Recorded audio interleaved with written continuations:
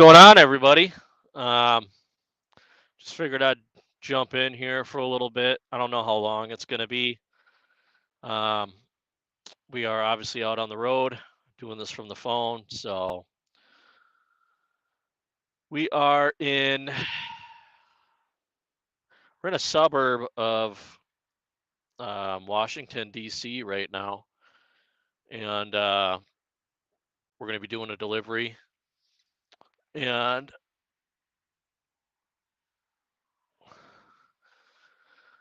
just wanted to see, make sure we're live here.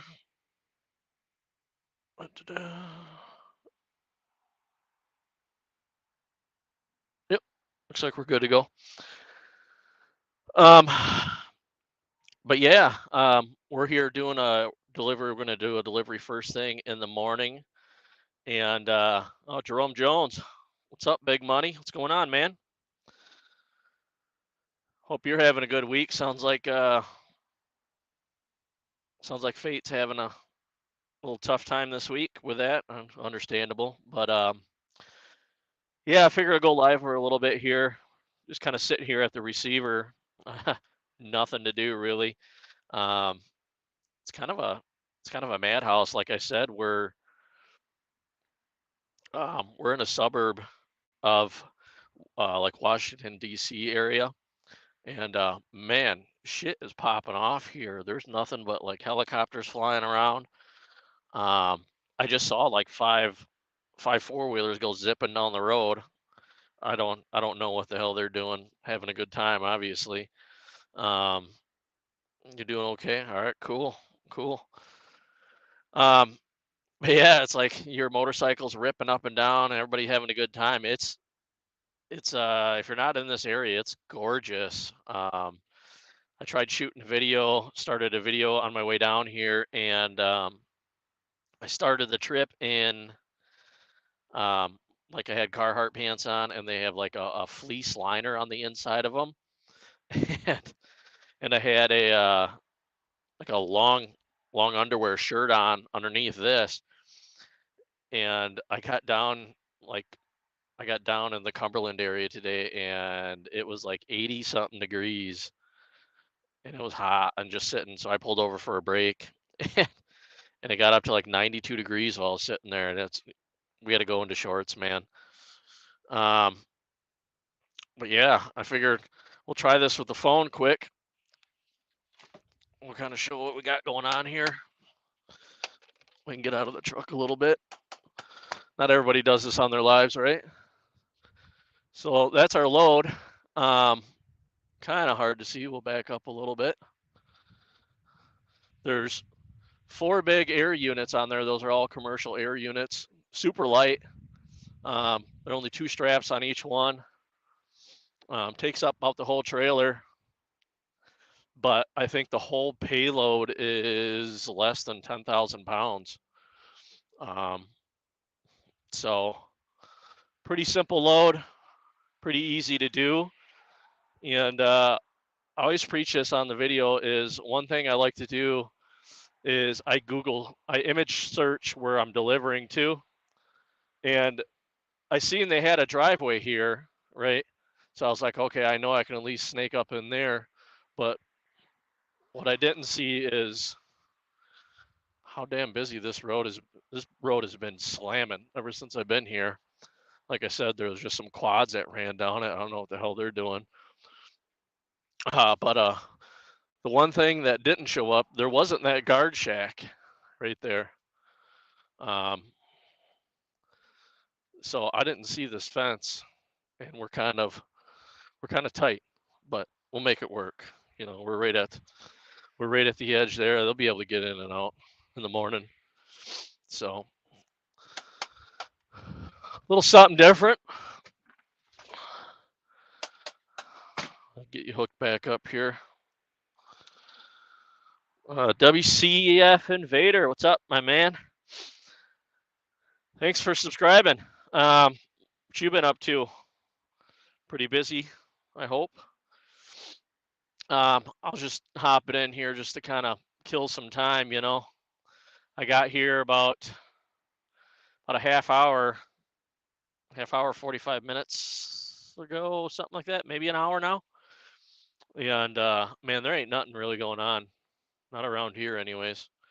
Um, Besides what I found out, like the jets that were scooting across the top. I guess there's some sort of an Air Force base south of here. Um, so hopefully they're not zipping around all night long. That'd be kind of a pain in the butt to sleep in. But like I was saying, it's gorgeous down here. It's hot. Can't ask for more. Let's see if I can figure out how to pull these things up. Boom! Look at that. Just a regular old dedicated dry van load. I didn't know you did dry van. I thought you did something else. I guess your avatar kind of it always made me feel like you did flatbed because you had the hard hat and safety vest and stuff like that on. Um, Boring but consistent. So you and Jerome Jones then are doing dry van. How are you guys doing? Are you guys being able to stay profitable? It's a tough market. I'm at flatbed obviously, and the numbers seem to be a lot higher than everything else right now. And I even find tough times sometimes.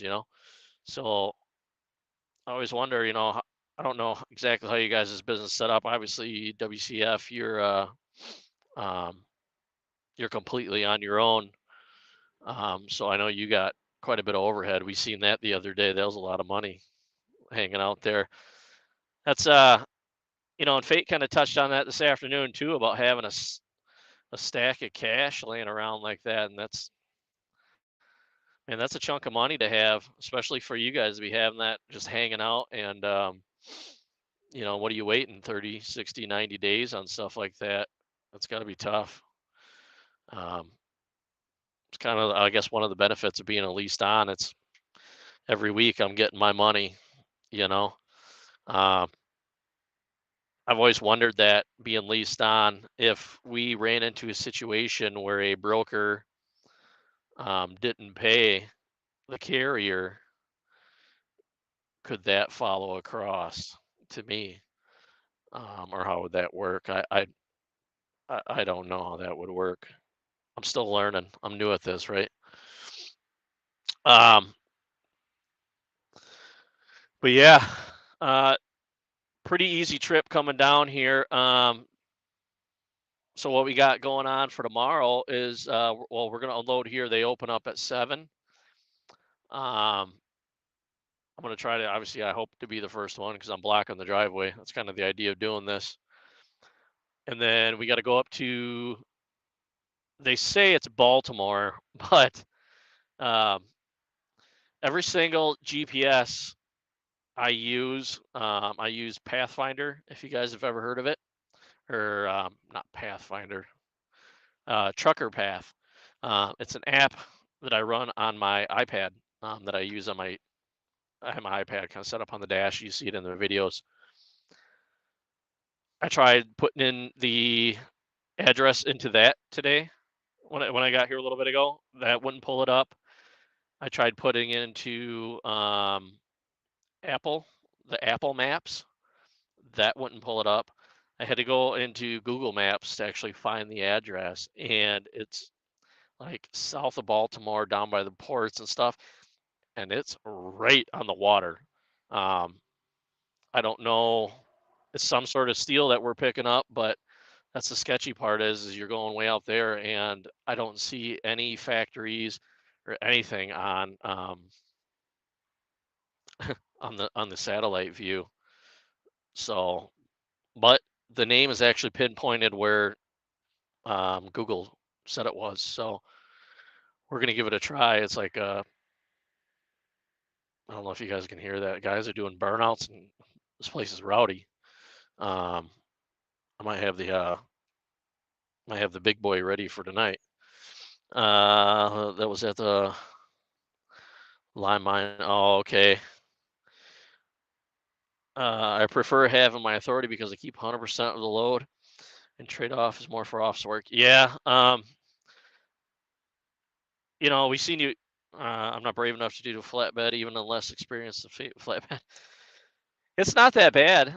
I I don't think it's that hard to get into. It's a learning curve, obviously, but I feel a little bit better. Like I get a little bit worried sometimes when I'm pulling Conestoga, because I can't see what's going on in the trailer, and it's always in my head that when you take a kind of a sharp turn or something, it's like, oh my God, something tipped over. I can feel it. You know what I mean? And you go back there and look, and nothing's moved. But I was worried about that with like dry vans and even reefer trailers. Like if one good bump, one good jack on the brake, and you know you could really ruin your day. Did you guys catch that one? I think what was that DIY was talking about that load of potatoes that he had a guy do, and they fell over, and that'd be a nightmare. That's like my top worry for me. But um, how long have you been doing that? Been on your own like that? That's you say you say you're not brave enough, but that's what you're doing is pretty brave. Uh, Especially in a tough market like this, you really have no one to fall back on. And it's all on you. You know, um, I'd be pretty nervous about going that route, but if you're making it work, man, more power to you. The strong will survive. Um, I don't know if you guys have seen. I've seen Snorlord talking about it. I think it was this morning. Something about OPEC, um, talking about cutting oil supplies. So that's a little concerning. With if fuel prices are going to jump up again, um, with these rates that they're trying to dive these rates down already, what's that going to do? You know, I was kind of thinking about that all day today. Like, what could I do for a backup?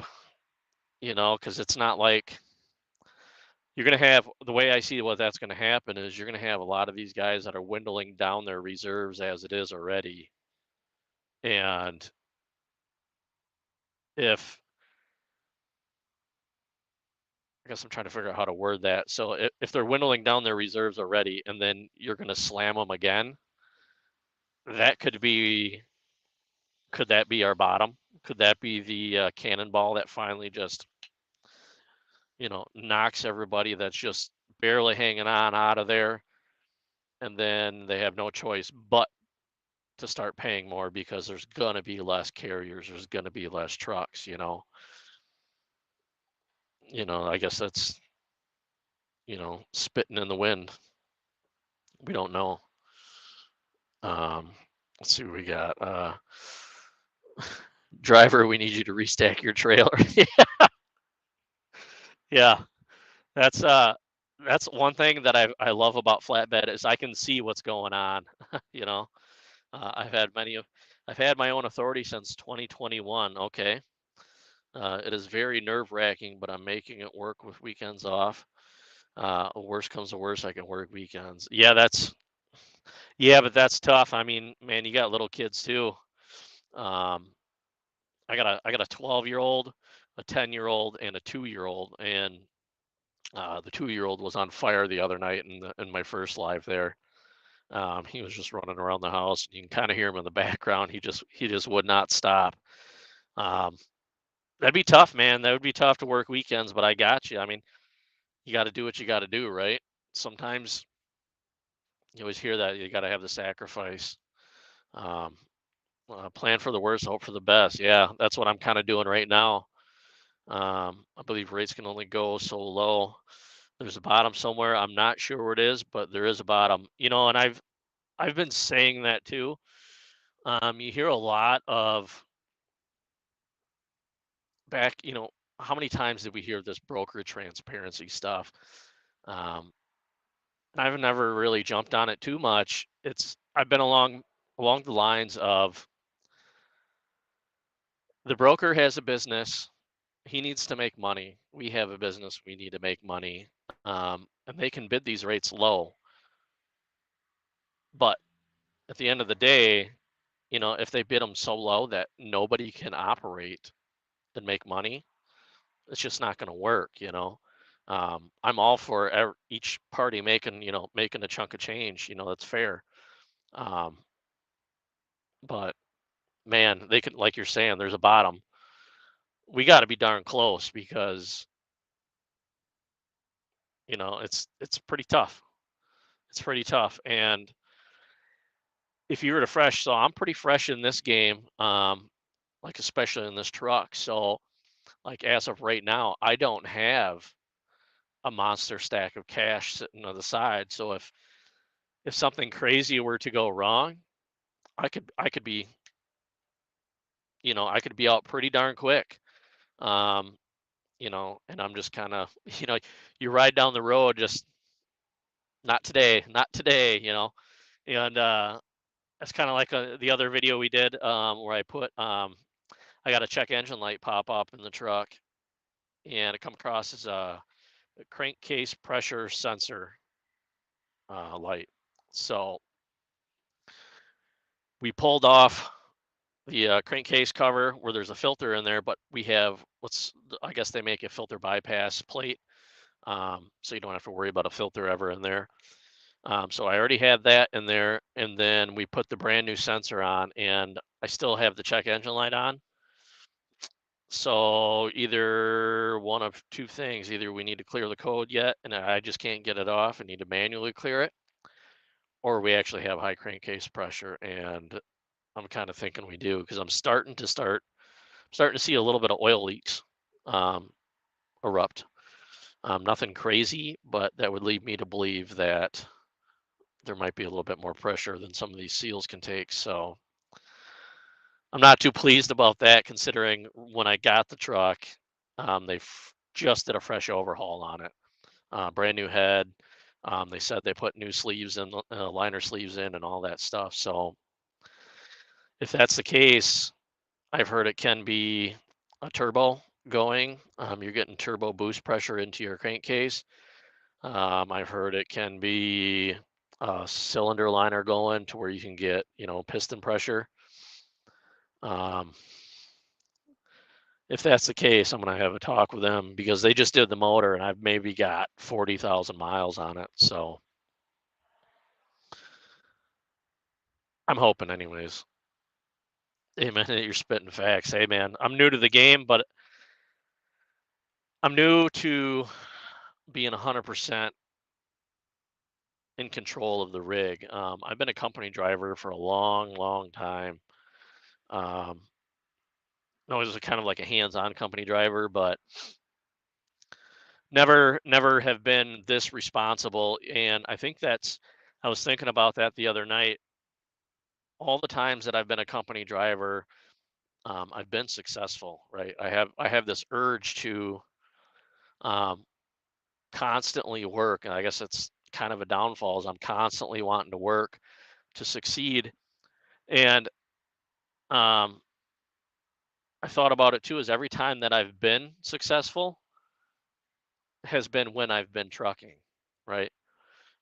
When I bought my first house, I was doing heavy haul. I was gone a lot, and but constantly being a company driver. So no matter what I did, it was a matter of time. I would start to get burnt out a little bit, and you throw in the towel, so to speak, and you walk away because you're just tired of being, constantly on the road with no control, and then you just start swindling down, and then you end up getting back into it, and it's just been kind of one of those things. And I was kind of surprised to think about all the times that I've been successful in life, um, has been every time I've been trucking, you know. So, well, Fate, what's up, brother? Evening, bro. I hope you're having a better night, man. I don't know what you're talking about. I would be outside that hotel room right now. Man, it is gorgeous down here. I've got the windows down. I got a cutoff on, shorts. Um, earlier, some guys just before I started live, some guys come tooling down the road behind me here, and a bunch of four wheelers down the city street. I don't know if you guys can hear that or not. Here comes a couple more racers through. Um, but yeah, we are. we're at our spot, so we're not too far from you. We're gonna unload here in the morning, and then we are headed up to right by Baltimore, like the south side of Baltimore, for our reload tomorrow. Um, just kind of figured out how to put these up here too. Let me see if what's up, Fate. I was just about to mention you. I wanted to let you know you're doing great, bro. If I had the breakdowns you have, I'd be out of business. 100%, dude. I was just preaching that. Props to you for your success. Yeah. You've been talking about how much that cost you, and I was just talking about that. I've been in the game for relatively a short time right now, and I haven't I haven't had the chance to save up that kind of money. So if that was to happen, oof, that's a hard pill to swallow. I couldn't, and I was just talking about that. We did that sensor, and still got that check engine light on. So I don't know if we're gonna see if we have to manually clear that, or if we actually have crankcase pressure. That's going to be a problem. Starting to get a little bit of oil leaks on a fresh rebuild motor, so hopefully they didn't screw something up. You know, uh, Faye thinks WC Invader is not always simple. No, it's not simple at all. I did go on a long walk, just got back to the room. Yeah, I was thinking about it earlier. I was sitting here watching your live, and it's gorgeous down here. I started off this morning in long underwear and fleece lined Carhartt pants, and I got down to Cumberland, and it was like 80 something degrees, 90 something degrees by the time I got done messing around there. We had to swap, man. Couldn't do it. But yeah, it's gorgeous. I'd walk around here if I wasn't afraid to get robbed. You know, that's the one thing that I was a little bit worried about. I always do I always do a Google search um, of the receivers and the shippers, and I seen they had room in the driveway here for me to park, so that's always been the plan. So that way I don't have to mess around in the morning. And I guess what satellite view didn't show me, I even did street view. They have a guard shack here, so we're pretty tight. And the road behind me has just been slamming. So, like I said, there's four wheelers that running up and down it, and cars zipping up and down. I'm questioning if it was a good idea or not. I guess there's an Air Force base just south of me here. I hear choppers and jets taking off all the time right now. A little worried about that, but uh, plus, you know, there is some security with staying at a truck stop. I always worry about, hooligans in the middle of the night.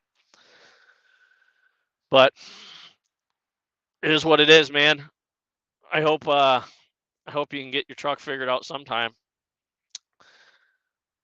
Um, what does he say? This time tomorrow I'll be at home. Man, I bet you're happy to be saying that, right?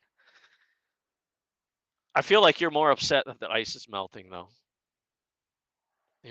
Ice fishing's over. I'm excited to get back. We're gonna race back. So that load coming out of Baltimore is going right up by our shop in Minnesota. Um, and I'm gonna race back for that too because this weekend we're gonna do that video. I got all the parts. We're gonna be putting that dry exhaust coming through the boat, getting that ready because I'm a big water guy. I love going out in the water, fishing, swimming, tubing. Um, and every time I come down south, it's a big reminder, when it's 90 degrees, it's all right, we need to hurry up. We need to get home, get ready, you know. Um, yeah, there's just airplanes everywhere around here right now. So I just wanted to pop on a little bit. I was just killing some time.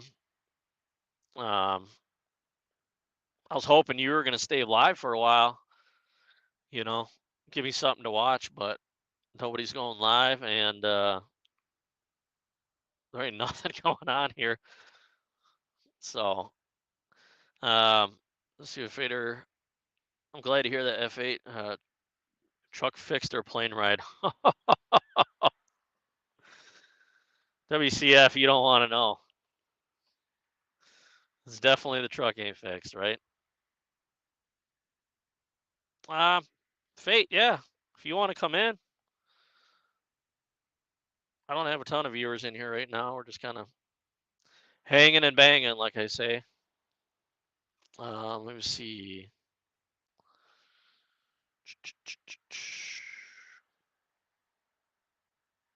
I'm gonna go ahead and put it right up in here. So I'm doing it on the phone now. So let me see how I can do this on the phone.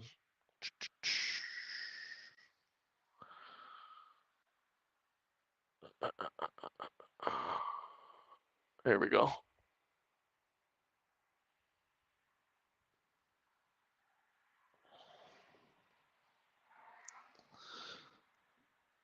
I think that worked.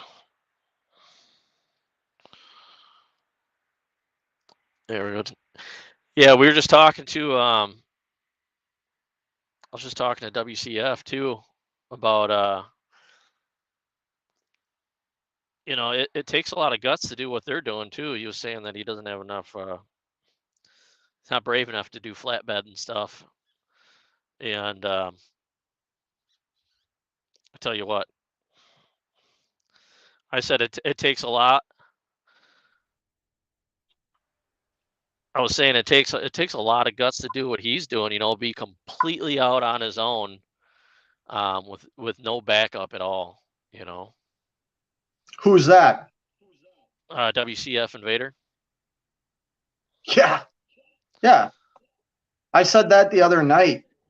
The people that are one truck, one trailer owner operators, like, Yeah, I mean, he shared they had $25,000 just sitting out there. That's crazy.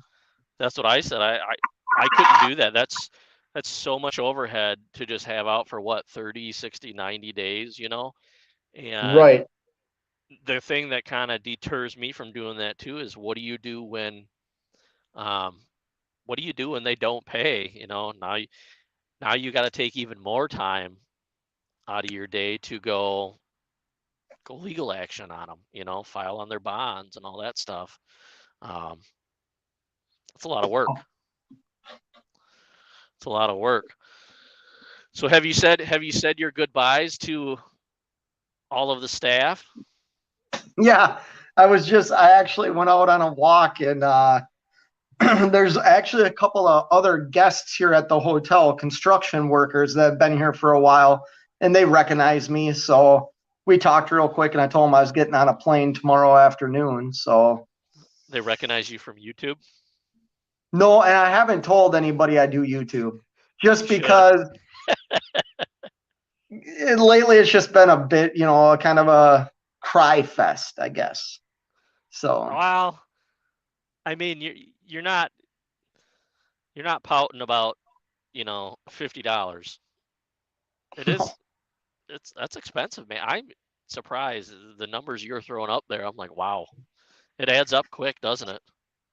it adds up real quick. And especially, like, the thing that sucks the most is I'm coming off of a year where I spent almost $50,000 on maintenance to the Mac. I bought this other truck, and I mean, it's my own actions that caused the reason why the truck's in the shop right now. But to already be, who I'm going to throw a number out there, $10,000 to $12,000 after everything's said and done. Like, 2 months after having the truck, like that's a punch to the crotch. Yeah. Like, Yeah. Yeah, I would honestly be surprised if that frame has any issues at all. I Um, don't think it. I don't think it's the frame. I think it is. I think something's tweaked in there, or the guy just doesn't know what the hell he's doing. Um, but that was my thoughts. I think you've probably reached a scope of their mechanic abilities, you know what I mean? And they're just hands up in the air. They don't know what else to do. Right. Because if you think about it, you're rolling down the road, you smack a deer at 70 miles an hour, it's not totaling out your truck. You're not bending Right. your frame, and that could be a corner hit. Well, here's the That's thing. I was chopping up so much in my live. The tire didn't blow. The freaking, rim didn't get bent. Like there are so many like other things that could have happened besides the frame. And like I said in my live, if it's the frame, I need to call my insurance company. I need to report an accident because then the insurance company is going to decide if it gets fixed or if they total it out. You know what I mean? If you have to call the insurance company, would that something you'd have to file a police report on as well? No, because it didn't involve anybody or anything. No. Just like if you hit a deer and need body work done, you don't need a police report on it. I don't know. I don't hit stuff. I hit a deer too.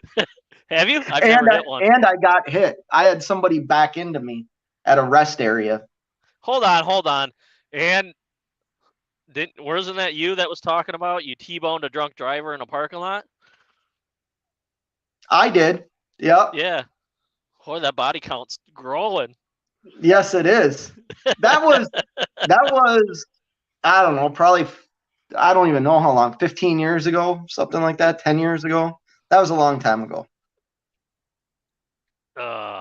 WCF, I look as it is insurance, honestly. I know money is coming. I know that money is coming in. I'm very careful with the brokers I work with. Yeah, you got to be. At this point, I know which brokers are trustworthy. Yeah, I haven't formally started a list, but I have a mental list of guys that I've backed out of loads on. I had one shipper was just dicking me around and everything like that, and that broker, he's on my never work with list. I haven't set up a list formally though, but we do have it, and that's. I guess that's one point. Yeah, if you were down, if you got 20,000 sitting out, that hey, my wife's calling me. I'm sorry. Nope, that's cool. That's I didn't even think about that. If you're down, you got a little bit of money coming in, that kind of helps. As long as they're paying, right? See, Cadillac Jack in the house. Welcome, man. In Jersey for my 10-hour. Oof. I don't know. Are you from there? Going to make a night run over the George Washington Bridge on up to Maine to drop some lumber. It's a nice little run.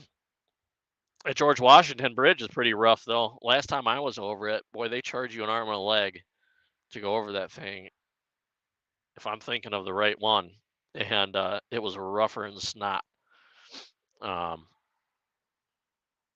Brave enough to go up to Maine though. That's a. You got anything coming out of there yet? I always kind of veer away from going up there. I feel like it might be a mental thing. I don't know what all comes out of there. Cadillac Jack, no terminal is there. I didn't want to run through. Yeah, I don't blame you. Rush hour New York. You're better off just to hang out.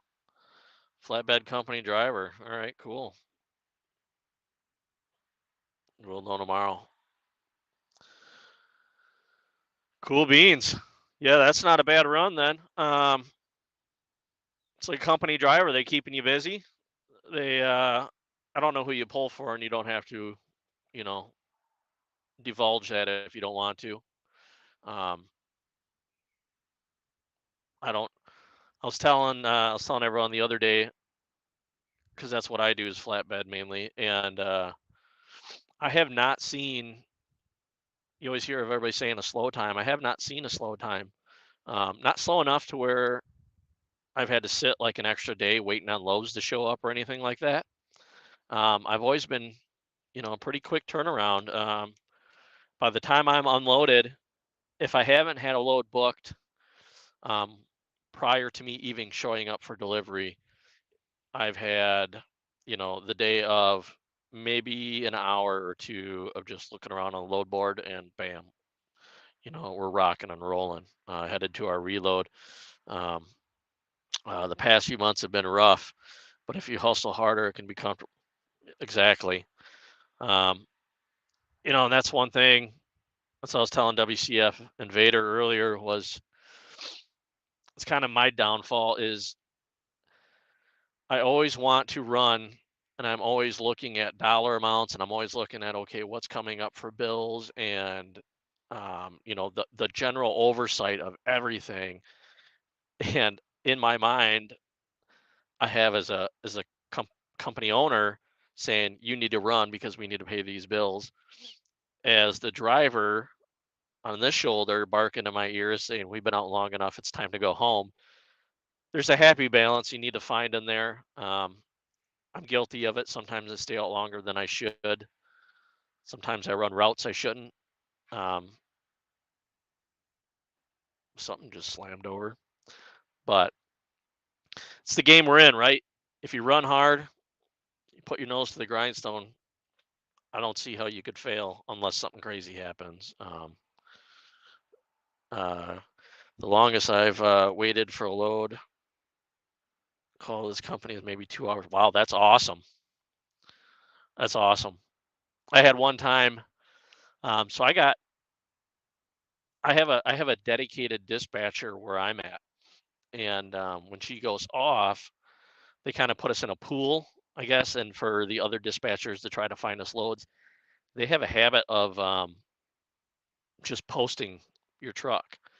Um, if you're familiar with that or not, instead of looking for a load on the load board and calling, they will just say, "Hey, I have this truck. It has this type of equipment. It's available here on this date." And they wait for brokers to call. And I've always said, well, brokers aren't going to call you with their best load. They're going to call you with a load that nobody's calling on and see if you can take it. And so I've always been very leery of that. But I've had a few times where my broker, or not my broker, my dispatcher has been on vacation, and the other dispatchers just really don't pay much attention to me. So I end up just going on the load boards and I call now. Um, it's almost 100% of the time now when my dispatcher's gone, I'm booking 100% of all my freight. So, and I don't mind it, you know. That way, if I fuck up, I just go in the bathroom, point in the mirror, and say, "You dummy." But it's what we do, right? WCF Invader. At this point, the best you can do is just reduce expenses the best you can. I have a dedicated run that allows me to do 55 mile an hour. It gets me 9.25 miles to the gallon. Wow. 7.25 at the speed limits. That's awesome. And I've toyed with that idea too. I have a few things that I could cut expenses on if I have to. Um, Number one being that shop that I have. That's a $2,000 a month expense that I could cut out. Um, Granted, I wouldn't have a heated, covered shop to put the truck and the boat in, but if the market goes that bad, and it gets that tough, that's definitely. I've already determined that's probably my first chopping block. Is what's going to happen if I have to, and that's kind of leaving like that backup. So, like you're saying, as long as you can cut expenses and keep cutting, um, I'll cut till the point I got to cut a finger off. Then it'll probably be time to go back to working. Um, I've only posted my truck a couple times because typically that's also how you get scammed. Really, um, when possible, booking yourself ends so much. But yeah, and that's what I've always worried about is brokers. Um, you always hear the horror stories of guys hauling loads and the broker's not paying or trying to run you through the hoops on some of that. I've had and by no means am I against like tracking, or they want you to put an app on your phone or any of that stuff, I'll do that fine. But if I'm going to do that, don't blow my phone up, right? One of the last loads we pulled, um, we had tracking, and then they were still like calling and texting me, wanting me to confirm my my times. Like when I arrived at the shipper, I had to confirm when I arrived at the shipper, when I left the shipper, and they want pictures of the bill of ladings. And I never responded to them, and I was wondering if I was being an ass for doing that. But the first thing that came to my head and my kind of gut feeling was, is this guy double brokering, and is he using this stuff to show somebody else to make it look like he picked the load up, So I never responded. They did it when I delivered too. They could obviously tell when I picked up and delivered. They could tell somehow. Someone notified them. But um, that was like my first initial feeling on that. Um, so I never bother them. I figure we have a dispatch office, and if they need to contact somebody, they can contact them, right? Kind of like Jack, the dispatcher will try getting me some nonsense loads. Yep. I'll take some. I'll take some sometimes, knowing he'll have the golden ticket to come around. I'd like to know how the dispatching and brokering works. Yeah, I know exactly what you mean, man. The whole, hey, do me a favor, can you run this load for me quick? I'll get you on the back end, right? Uh, how many times have we all heard that story? Sometimes that back end never comes, man. Uh, Especially, I can imagine that that's going to happen a lot more, that this noose gets tighter. Hey, we're just getting you out of the area, and it's going to be a hot load for the next load where you're going, right? Uh, with my company, yeah. I'm not how sure it works, but at least with the DAT, there's a way for people that don't have brokerage are able to see trucks posted. So that's what I run. Is that what you run for DAT? That's what we run on. Um, then you have a situation where you're hauling a double broker load. Yeah, and that's one thing I've always wondered, is that gonna, if that situation does happen, I don't know if it has, maybe it has, and I just don't know about it yet. Um, but the carriers, I've always got a paycheck coming. Um, I've always wondered, if that happens and we don't get paid, am I gonna, at someday, am I gonna get a phone call saying, hey, so we got a problem with so and so load, you know? Um, because what do I do at that point? I really have no recourse. I can't go on the carrier. It's not their fault. Um, and I don't think I don't have any authority to go after the broker for it, right? So I've always wondered. I don't know if you guys have ever ran into that situation or not. But um, yeah, that's awesome. So WCF, what do you run for a truck that you're getting that kind of fuel mileage? Um, that's pretty good. What did you say you were at? Like 9.25.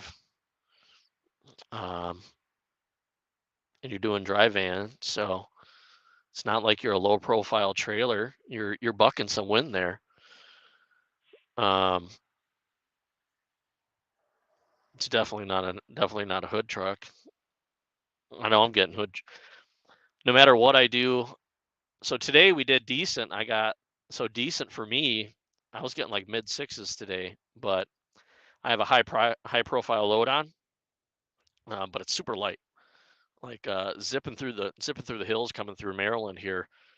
I mean, I could skate along 65, 70 all day long, even all the way up the hills, um, and still maintain that kind of mileage. I could, if I really dug into it, I'm sure I could save a bunch of fuel mileage, but I was just looking to push through. So you got a 2015 Freightliner Cascadia with a Cummins ISX. Have you compared torques with Fate yet? Got all the aero junk you can get on the truck and trailer. Okay, so do you? Yeah, so you must own your own trailer too, then, right? Um, I would imagine that's probably an automatic as well. I find it harder and harder to find manuals these days. I know that's one thing. Like Fate was surprised that when he seen my truck that I had actual manual in it, but kind of an old school guy, I guess.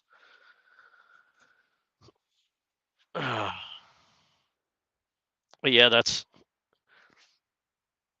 one thing. Like I can kind of do it, I guess, with a flatbed, but pulling different trailers all the time.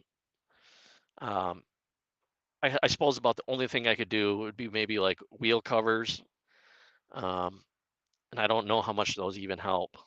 I'm not a fan of the look, but and then like some sort of a arrow thing on top of the sleeper if I had to. Um, but I got plans for this truck eventually, and none of those are in that plan. So I'm kind of is what it is, I guess. Oh, the truck and 10 speed, 10 speed, no kidding. Wow, and you're getting that kind of mileage.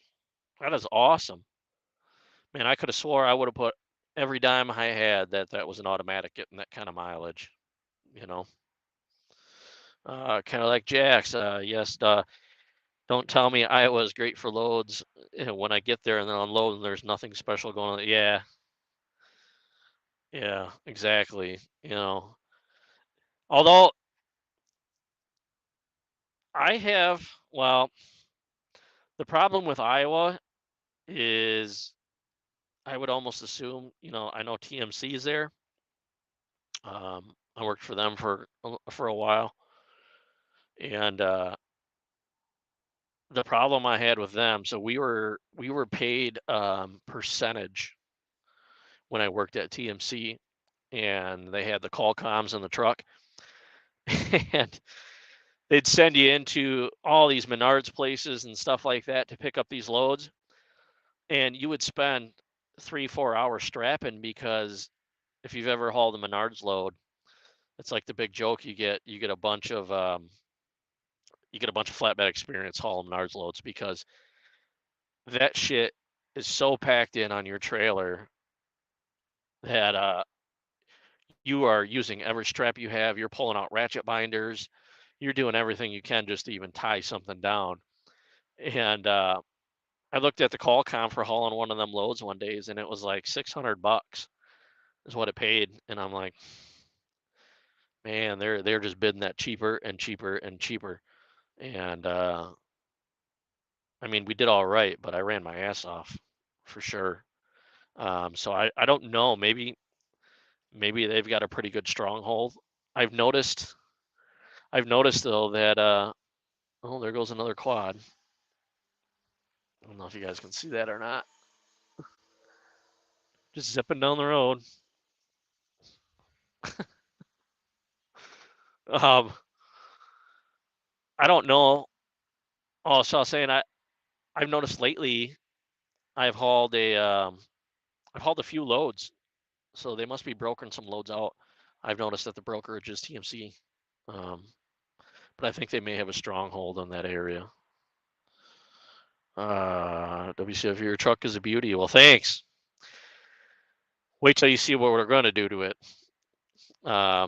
I love the 579 Peterbilt. I have to drive slow to get over 9 miles a gallon. It's a trade-off. Yeah, it is a trade-off, man. And I 100% for you you get that urge. Sometimes you just want to get somewhere, in my previous life, I drove a 2019 Peterbilt 579 day cab. Loved it. uh, so I come from, um, I went to school for 2 weeks. This is back in the day. CDL school for 2 weeks. Um, Learned how to drive an 18 speed on YouTube here. YouTube is an awesome tool. I use it all the time. I've been using it for decades now, and it's hard to say that. But first truck I got into was with a mom and pop place. Um, I applied at when I first got the CDL. I applied at Werner, Swift, Schneider. None of them would touch me. I don't know what was going on there, and so I had to get with a mom and pop. I got with a mom and pop. I got into a W900. Love them trucks. Drove that thing all over. Got out of that. Day cab fuel for a little while. Just kind of hopped around. Spent about a year or two at each place, and just kind of trying to figure out what I wanted to do. I was kind of young, early 20s, and hauled gasoline for a little bit locally. Did the TMC stuff. I ended up going and I got into heavy haul and I got myself not myself, but I got put into a 379 long nose Pete triple axle. Had a pusher axle on it. Nice long rig. I mean, you're floating, super heavy. I would run like 13 axle loads, stuff like that. And I got so used to that, I kind of got babied a little bit. And it's kind of my style. I'm a hood truck guy. I'm not ashamed to admit it, but kind of what I wanted. I wanted to get it. I'm kind of glad I didn't. When I was looking at this truck, I was looking for a 389, and I was like, oh, maybe I'll save a little bit of fuel. I'm not saving any fuel mileage though. That's the downside. But the 579, and I put a couple thumbnails up. You can do some awesome things to it. You can, air ride front suspension to bring that down. Stretch her out a little bit. There's a lot of things you can do to make them look just amazing. Um, so that's kind of the thing that I want to do eventually, but um, I want to do that eventually, but that's going to take time. I got some paint issues going on in here. We'll have to touch up, and I kind of toying with the idea of wrapping the truck instead of painting it. If any of you have ever dealt with wrapping, like the vinyl wrap, I've heard it's only good for like so many years. Oh boy. So we got kind of like we'll touch up on these quick. Yep, I get a percentage of 27%. I think that might have been I might have been getting something like that, like 23 or 25 at TMC. Um, wasn't wasn't anything crazy, and the problem with that is if they bid it really low, I mean, yeah, you make a percentage, but sometimes it sucks. The company's got to be doing their part when they're doing that. So, but hey, it's better than 27% is pretty good. Cadillac Jack, we have a good amount of business on Iowa, but when I hear the loads are going, or when I hear the loads are good, I'm thinking $4,000 to $7,000 loads. Tulsa, Oklahoma to Long Beach, California is a $5,000 load. It's not that bad. I just ran um,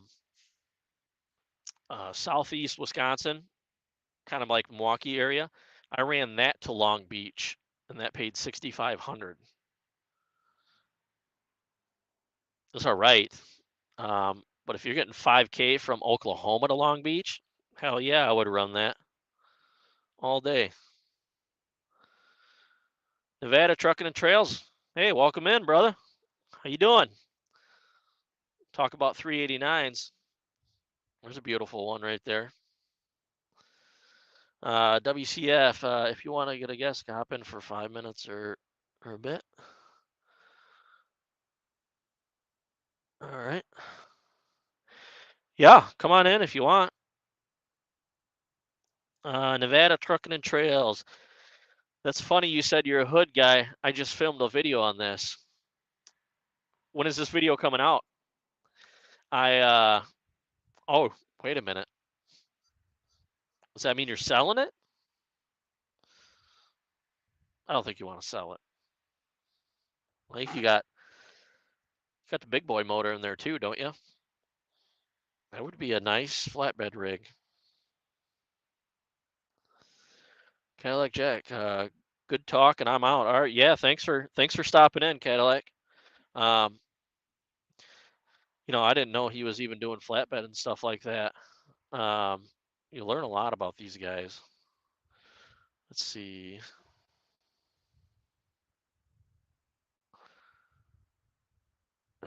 Nevada Trucking and Trails. Tomorrow sometime. No, just talking about why I drive 389. Yeah, I'll be interested to see that. Um, and that's one thing, I've expressed it a few times now. When I got this truck, they tried to get me an automatic. They tried to tell me that an automatic would get better fuel mileage and stuff like that. But that I asked them, I said, well, you got any 389s, 379s laying around? And they didn't. But they're like, oh, this truck will get better fuel mileage. It's going to be better off. And man, I'm getting 5.5, 7 mile, 5.5 to 7 miles a gallon if I'm lucky. So I'm still getting hood truck mileage. So I keep seeing things coming in here.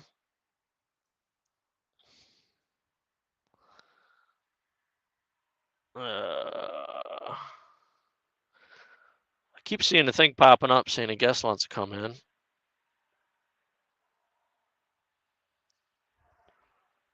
But there's nobody in there. Nevada, you want to come in? Never formally talked to you. Watch your videos. I seen you putting up that video about you put that bull bar up. How you liking that thing? And something about you're losing a mile a gallon now for fuel mileage, which I'm surprised. I think your truck is an automatic, if I'm correct. Which I don't know exactly why an automatic gets better fuel mileage. Every time I've drove a stick car, stick pickup truck, everything like that, we can get that fuel mileage cranked way up, better than an automatic.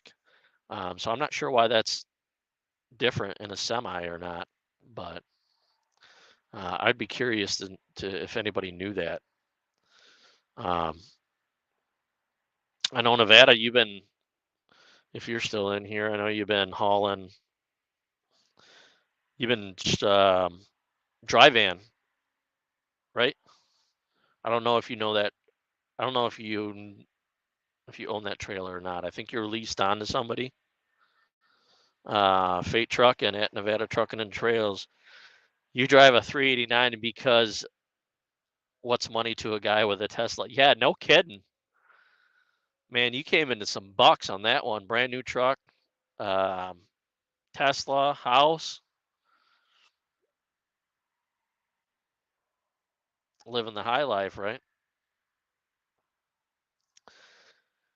Fate, were you trying to get in earlier? I saw a thing kept popping up, but I wasn't sure. Right there, here we go.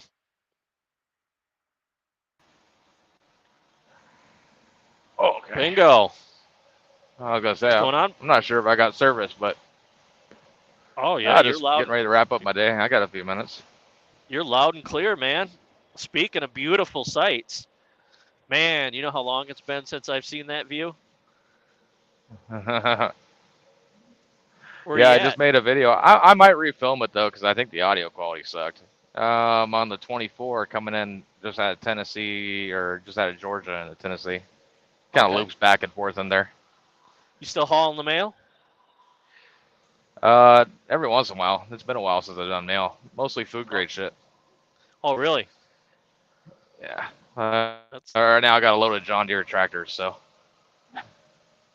John Deere what? You on a Yeah, flatbed? dry van.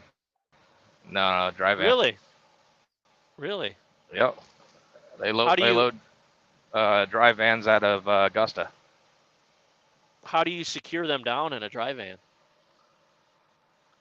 I've never seen that. It's probably my service, but it's they chalk the wheels and you put a couple straps on it, just like doing Oh, okay. ATVs and whatnot. Okay, yeah, so they're not like crazy heavy. Yeah. No, Yeah, I'm that's super cool. light right now. Might as well be empty. I got like 16,000 in the box. Well, hopefully you don't hit no storms. I think there's some more crazy weather coming through, isn't there?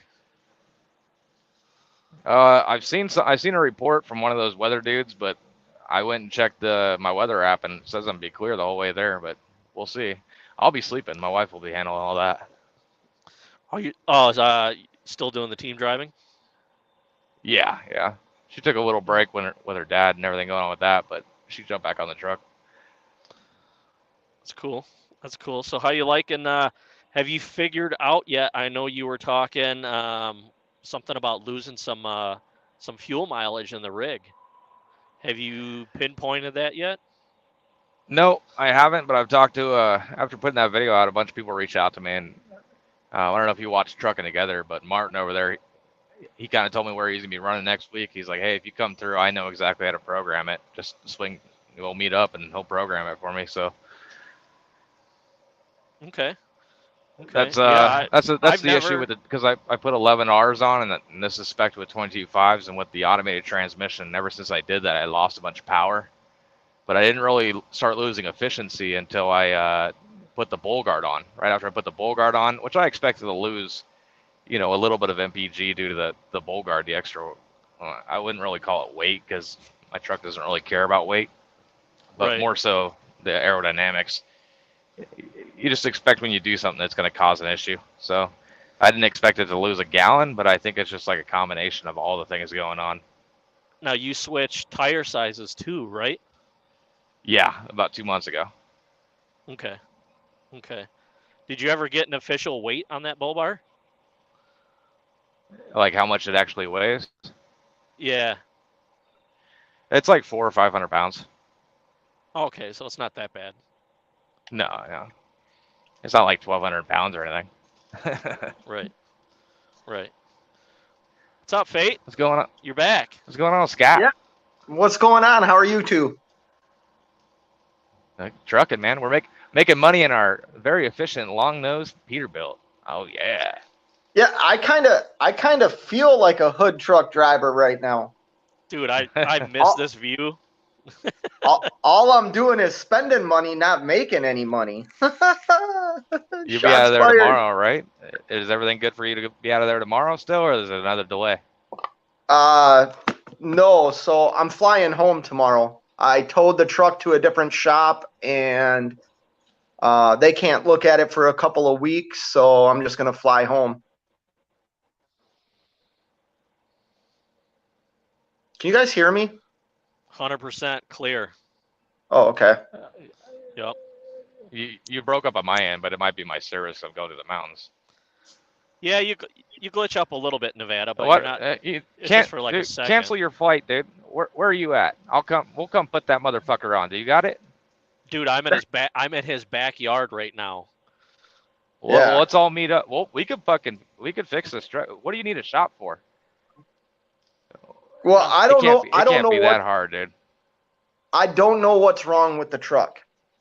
I was gonna say I could grab an RGN. We throw your truck on an RGN, and we just take that bad boy right back to Minnesota. Yeah, wouldn't that be nice? Yeah, I was just doing some thinking. Once the truck's done, I either have to fly back here or, like, my trailer's still going to be here. So for me to do any work, I'm going to have to bobtail all the way back down here to pick my trailer up. Can you do a power? Yeah, but you could do like a power only, couldn't you? I'm not going to do no power only. I'm just going to get in the truck and frickin' drive it. What's money? What? It's only money. Well, why tow it to a shop that couldn't see you for a couple of weeks? I don't understand that. So the shop that I'm towing it to is the nearest, like, the closest date that can see me. Where I'm located, everybody's like very, very. So basically, what's going on is both the leaf springs were replaced, and this shop's trying to tell me that my frame's bent. There's no way that my frame can be bent. So what I'm doing is bringing it to a frame shop that can put it on a machine and determine if the frame is bent or not. And then once they determine that it's not bent, then I can figure out what's wrong with the truck. We got a full house now. What? WCF Invader. Hey, Fate, just so you know, I'm running this off my cell phone internet. I have US Cellular if you're interested in. I've got full bars 5G internet right now. So Well, why good take it? for you. Why not take it to another shop to take a look at it and be like, this shop's trying to tell me my frame's bent. They placed my leaf springs, but obviously they either installed them wrong or they're trying to say it's the frame. Can you give me a second opinion before going to the frame shop? So the frame shop will give me the second opinion on the work that was already done as well. I'm not just bringing it to a frame shop because this is what they told me. They're a shop that also is a frame shop and a collision shop. So well, when they said, okay, hey Scott, your frame's bent, did they sit there and show you anything? No, that's the thing, and I can't get to the frickin' truck. So basically, what happened, Nevada, or kind of like whatever, what happened was, I literally think I was just kind of ran through the ringer, and he just started throwing parts at it until I spoke up today and said, hey, we're like, something isn't right here. What you're telling me isn't adding up. You've told me this, and now you're telling me this, which completely goes against what you told me 3 days ago. I need to get my truck out of there. I need to pay you, and I'm sending a record today to pick my truck up. And I started calling around where I am, and there was a shop in Frederick, Maryland, which is, I don't know, 3 hours, 2.5 hours away from where I am. Or there was a shop that is about a half an hour away from where I am. And I called and talked to them and want to bring it there. So I don't know what else to do. I'm beyond having patience. Did you like grab the truck and try to drive it and see what was going on with it, or did you just have a wrecker pick it up? No, so basically what I was told today was I'm not trying to grill you or anything. No, I'm curious. No, these are all good questions, Nevada. So what happened when the leaf spring broke is the driver's side of the truck, it looks like a lowrider truck. That is the best way I can describe it, where I literally have like 3/4 of an inch before the wheel hits the wheel well. He told me today, oh, it looks exactly the same as when you brought it in, which is not what he told me the other day. He told me that he fixed that. So I can't drive the truck. Like if I turn, I'm going to hit the wheel well, or if I hit a bump, like I can't drive the truck. So I had him send me pictures and then called the wrecker, and the wrecker went and looked at it for me and said the guy wasn't in the tow truck at the time. He just drove over there, and he's like, yeah, I wouldn't drive it to where I'm bringing it. So he's going to tow it there for me. That's what I was going to ask too. Is that well, if I was a tow truck, verify that they actually put parts on the truck? You know, the ones that you paid for. Yeah. So I got pictures of all that. I have pictures of that. I have the printout from supposedly his alignment, which once again doesn't make sense. The other day he told me he was 10 degrees off. Today he told me they're 1/2 inch off. Well, 1/2 inch and 10 degrees is you can't even that's a huge discrepancy. Like fucking massive. You know what I mean? Sorry for cursing. That's what she said, right? Yeah, right. Yeah, if I was a tow truck driver, I'd tell you, nah, I wouldn't drive it either. I'd just tow it. Yeah, so the tow guy that's towing me is the same guy that towed me to the shop, and I know they're running it, but I got towed to a shop, Kyle, for $150. Like the guy was he's like this guy that But now super. you got 2 leaf springs, and now you got a low rider. I think that Yeah. tow truck driver in that shop, they might be buddy drinking beer or some Well, they do eating a Frankfurt know talking about you know. they do know each other. But I also am not going to pay. I mean, $150 for a tow is like fucking nothing for as far as he told me. You know what I mean? I'm surprised it wasn't $500 just to frickin' drive out there when it first happened. You know, but It's usually what it is. Usually a $500 minimum just to turn the key. yeah, but I don't really like. I don't have any other options. Like the 5 states that I've called, like where I am, like picture Baltimore. Go south of Baltimore. That's where I am, like in the middle of frickin' nowhere. And That's where I'm going. yeah, nobody can get me in except this shop, which they said it could take up to a couple of weeks. If they can get to it sooner, they will. Which, screw it, I'll just go home. Yeah. Well, Yeah. can't you borrow a truck from DIY or rent a truck, or does he not have that option anymore? No, I can probably do that. That might be You're your gonna best option. Get some home time and then do that until it gets fixed. You gonna get in that classic? No, I'll probably get in the Columbia, or maybe even my old truck. I might be back in the Mac. I joked with him today and said, "Hey, I'll buy the Mac," and I gave him a price that was $10,000 under what I sold it to him for. Yep. The market's gone down. Yeah. Yeah. So that's good. That's good that you're. Well, I can't say it's good. I mean, it is what it is at this point, right? well, yeah, but kind of based on what I was talking about in my live before my internet decided to take a crash is, and I mean no disrespect to people, but like, if you're not financially responsible, you really have no business like trying to. I shouldn't say that. Like, you need to be aware that you could be out tens of thousands of dollars in a snap of a finger.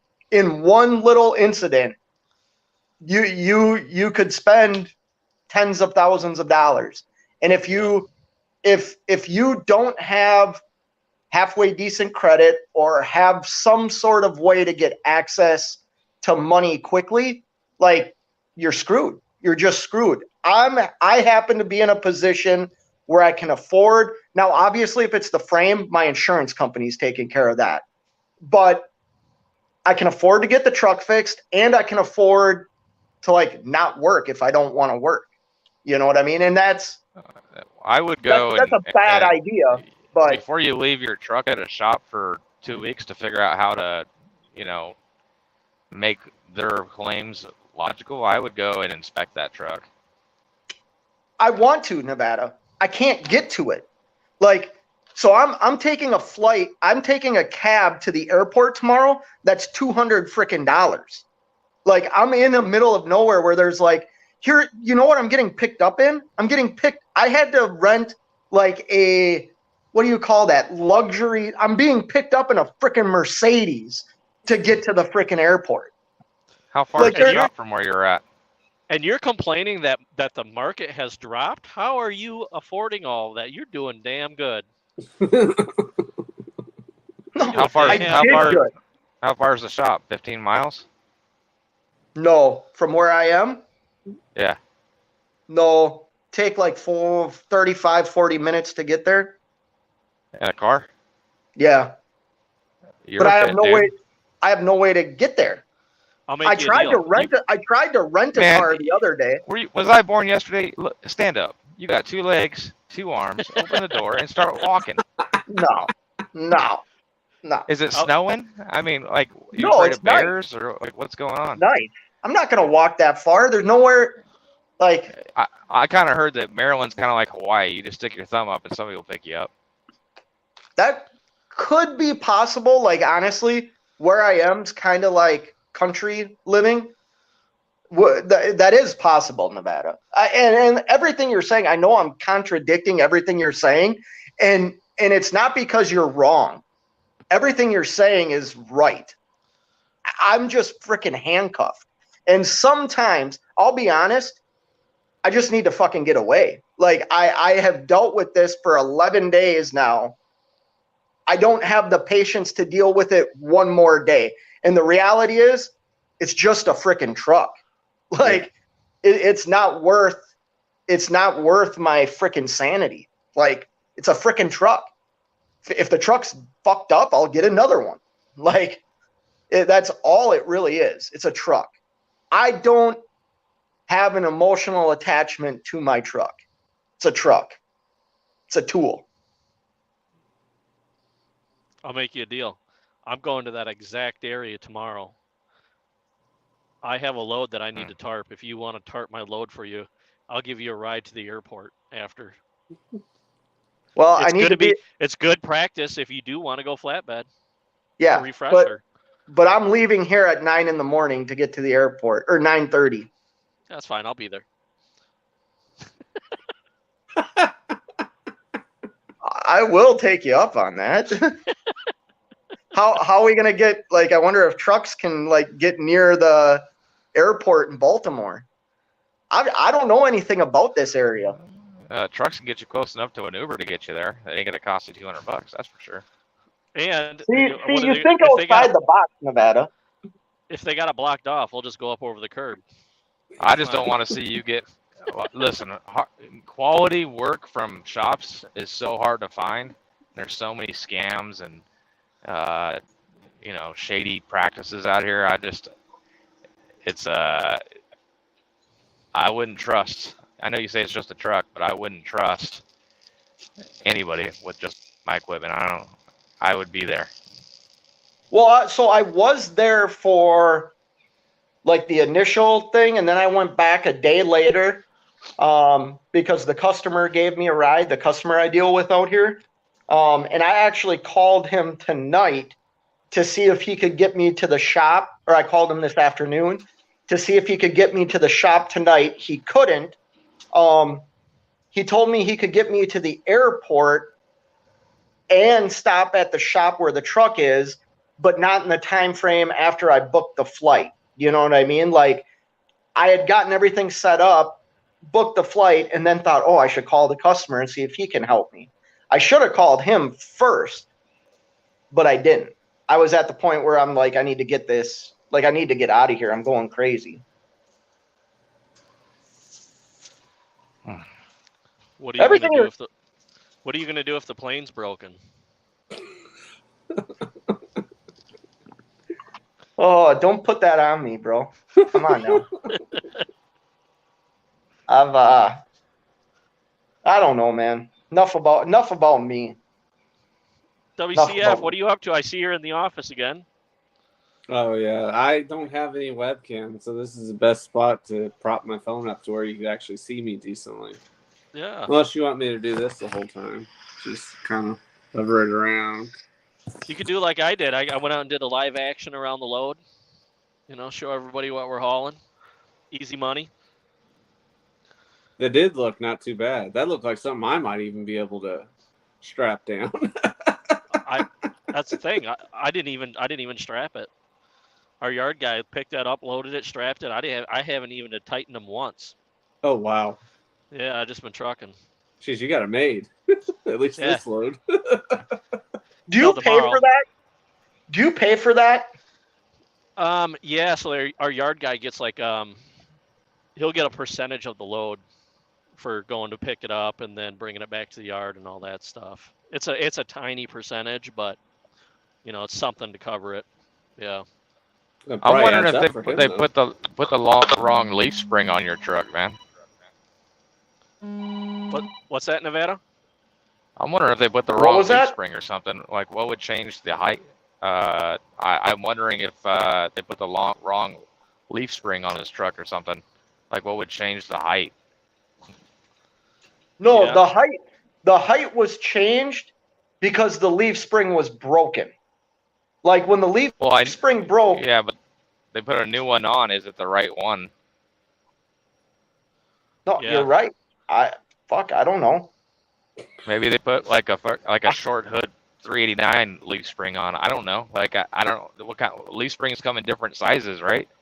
Yes, and I mean we ordered it from International, so International has my the VIN number of the truck, and I can't believe that International would have sent out the wrong part. However, they also didn't send out everything needed to replace it the first time. So maybe International did send out the wrong leaf springs. That is a possibility. And that's why I'm bringing it to this other shop. I'm going to have them look at it, determine what Well, I'm they just think wondering, is wrong. is this other shop like maybe it's his brother or something, dude? Like, oh yeah, you got a bent frame. Well, I'm gonna send you over my brother. Like I don't know. I don't trust. It's that I don't trust it, dude. I'd be all over this shit.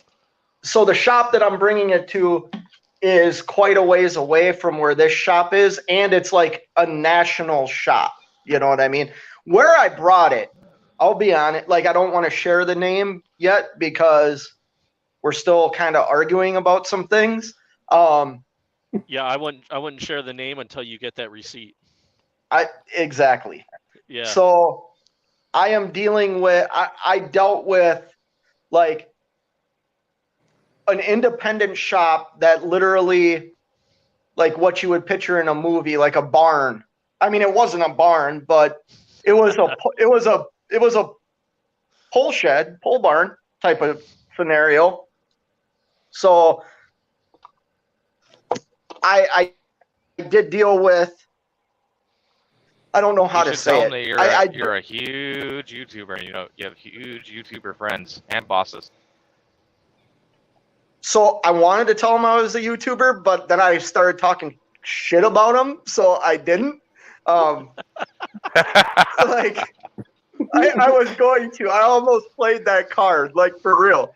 And I was gonna give. You're not only gonna get a bad Google review, you're getting a whole YouTube episode dedicated to your shop. Hey, if it's true, it's true, man. Like that stuff goes a long way. Like if I seen a video on a shop and some guy got really screwed over there, like I'm not taking my truck there. There was guys in your chat right away that were saying for you to tell the name so they know not to go to that shop if they're in the area. So there's people in my chat that actually I sent out my email on it the other day, and I didn't realize like there's a couple of guys that watch me that are right here. Like the one guy emailed me today and he's like, listen, he goes, I know you don't know me from Adam, but like I am 15 miles away from you. Here's my trucking company name. Like I'm not lying to you. If you need help with something, if you want me to pick up your trailer and bring it to my yard. You paid $200 for an Uber? That guy literally reached out and was like, hey, do you need anything? Yeah, how about a ride to the airport, brother, and drop me off by the shop so I can grab some pictures? Nevada, I don't trust people that I don't know. I'll just be honest with you. You're absolutely right. Hollywood says, "For Great Truckers, Fate, you should start a podcast." How do you feel about that? That's what yeah. I mean, listen, if this guy shows up and tries to murder you or something, like you put him in a box, dude. I mean, I don't understand like why you're so concerned. Like I'm very trusting I'm a very, very trusting individual, and I'm cool with you until you give me a reason not to be. And once you give me the reason not to be, and unless like I feel genuinely that you like made a mistake, I will avoid you like the plague. Yeah. Like that's but you have to give me a reason. I just get, I don't know why I am that way. I just am. I don't trust people. I don't, I think it's nice that this person emailed me today and he's willing to help me out, and I might need to take him up on it. I mean, it's either that or you're trusting somebody in a Mercedes. A random dude in a Mercedes is gonna come pick you up tomorrow. I mean, he might take you down to the hostel or something and play with your booty hole. I mean, I fucking hate you, Nevada. It's true though. It's the same thing, dude. Yeah, no, you're right. You're right. I mean, that guy's cool. Like I get people that reach out to me like that all the time. Those people are super cool. Yeah, and like I said, You know what? The guy that reached out to me knows, he knows who my customer is out here. He's like, hey, if you need help, I know this person, and it's the same people I know. So he is trustworthy. I also just, the thing is, I don't want to take up somebody's time. And I'm just making excuses because, like I told you, man, I'm at the point where I just don't give a shit anymore. I just want to get home. And if it costs me $5,000 to get home, I'll pay $5,000 to get home. Like, I don't care anymore. All right, I'll see you in the morning. Yeah. I'll tell you what. Just leave the keys in it. I'll have the wife go pick it up, and we'll just take over your business. The key is in it. No, I still am gonna run my business, man. It's one of these things where, listen, I've been through this before. This happened to me in Aberdeen, Virginia. I know what steps I need to take to make stuff right. Whether that's legal action like I did when I went to Virginia, or if this gentleman realizes that we can have a conversation and come to an agreement on something, that's what it is.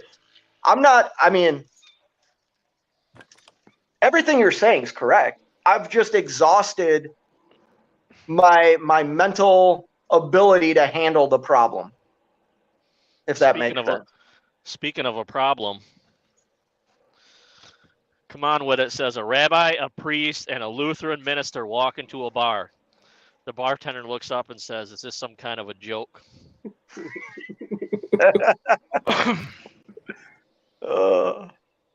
What are you doing, WCF Invader? Not really a whole lot until I leave. It's been a long day, so I'm not really looking forward to getting into the truck right now. So I'm kind of delaying it. Yeah, what time do you leave out?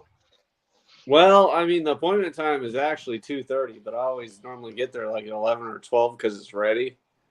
And like tonight, I don't really care. So I'm probably going to get there at 1:30 or something. You're running nights? Yeah, I run nights. Like once I get there, it normally takes them 2 hours to get me loaded. So I'll take a nap in the truck, and then I get out to the receiver, and they normally take like 2 or 3 hours to unload. So I'll get plenty of sleep tonight. That's one thing I like about this. It's a love-hate relationship, but at least I don't sleep as much during the day because I know I'm going to be sleeping at night.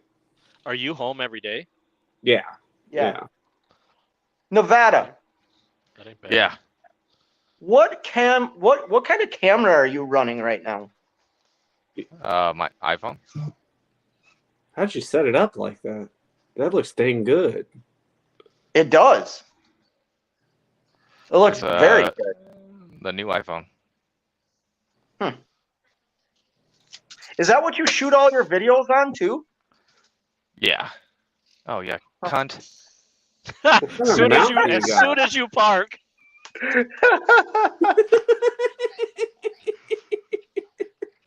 I guarantee as soon as he seen you coming up, he knew what he was going to do. Yep.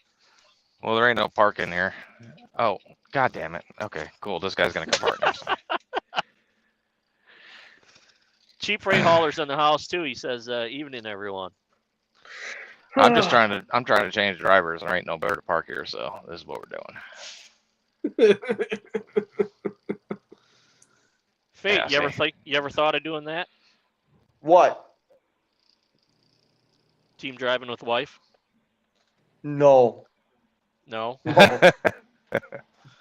That's got to be. I don't know if I could do it. I think Nevada's wife is a truck driver. You know what I mean? My wife's not a truck driver. She would. It'd be freaking miserable. And I love my wife, but it would be miserable. I love my wife, but I don't know if I could work with my wife. They say what the key to a happy marriage is space or something like that. Yes. No, I like being able to work with my wife. I would say yeah.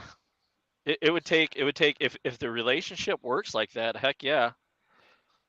Yeah, I mean, like we'll go home and then we don't know what we're doing, and then that's when we argue. But when we're on the truck, it's like we get along better because like we just know our job and we're in like constant sync. And then like we go home and we got like two different mindsets. She starts going to bed at the middle of the night, wakes up during the day. I stay up all night. We switch shifts. Then I go somewhere and she doesn't know what I'm on. It's all crazy.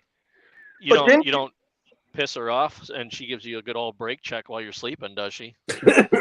No brake checks when I'm sleeping.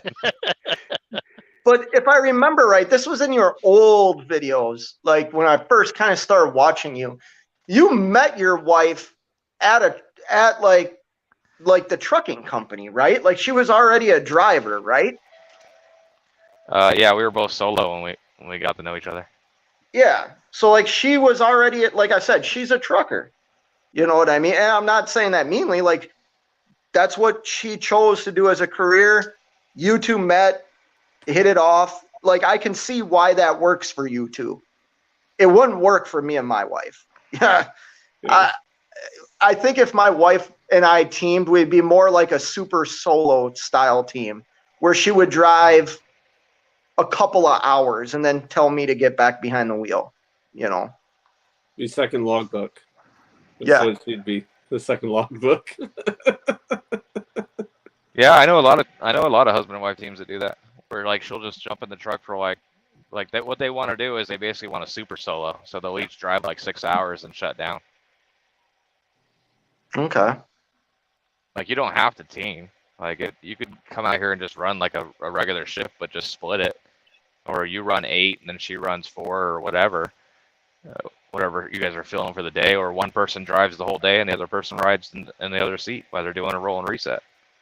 Yeah, I didn't even think about that. I always think of it like each guy's running, a full 11 hours out. Yeah, I suppose you could break it up that way. Fate, you want to address Come On With It? To strap the parts to the catwalk and tow that truck to a shop with good reviews. So the shop that I'm towing it to has 4.7 Google rating. Like they had one bad review from 2.5 years ago. They deal with the bus, like the school bus company, like the school district that's in the area where the shop is. It based on the research, it was a good shop. But I'll say this: so is the shop that I'm taking the truck from. But I will say this: I don't think the shop that I brought the truck to is really set up to do what needed to be done to my truck. I think they're more of your light mechanical duty PMs, stuff like that. You said, and that's kind of one that popped in my head too, is you said they had cars in there as well, right? Yeah. Yeah. Yes. So they're dabbling all over the market. Yes. Uh-oh. So Are they it's gonna a fight? mechanic. This guy's trying to leave. Oh no, he's backing up. Okay.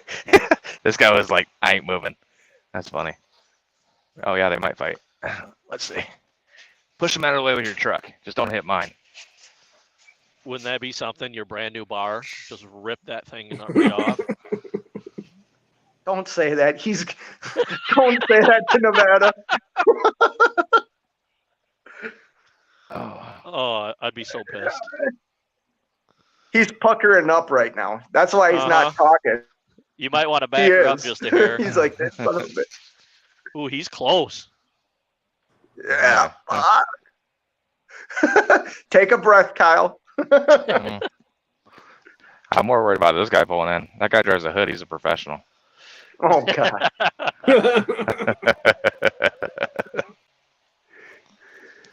So let me ask you this, Nevada. What are you getting for fuel mileage?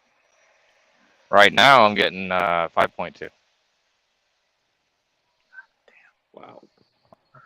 I was getting 6.2, but I got all this weird shit going on. So which my fuel filter is clogged up again. I probably got to go buy another one and slap that baby in. I don't know. Maybe I got some bad fuel or something. But hey, you have an X15, right? You have an X15, correct? Yes.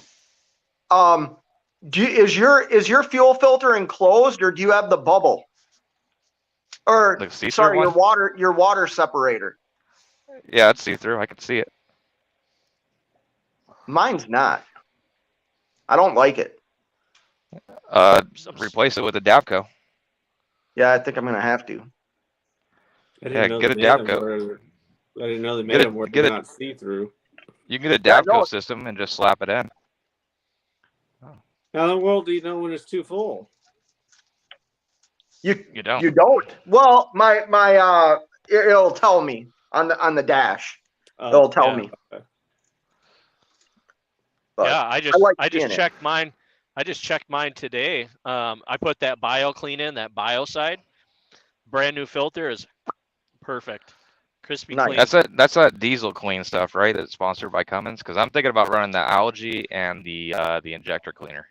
Well, no, that's bio clean. It's made by that power source stuff, the stuff that makes 911 and all that. Yeah. So fix your issue though. Yeah. Big time. Oh, awesome. Big time.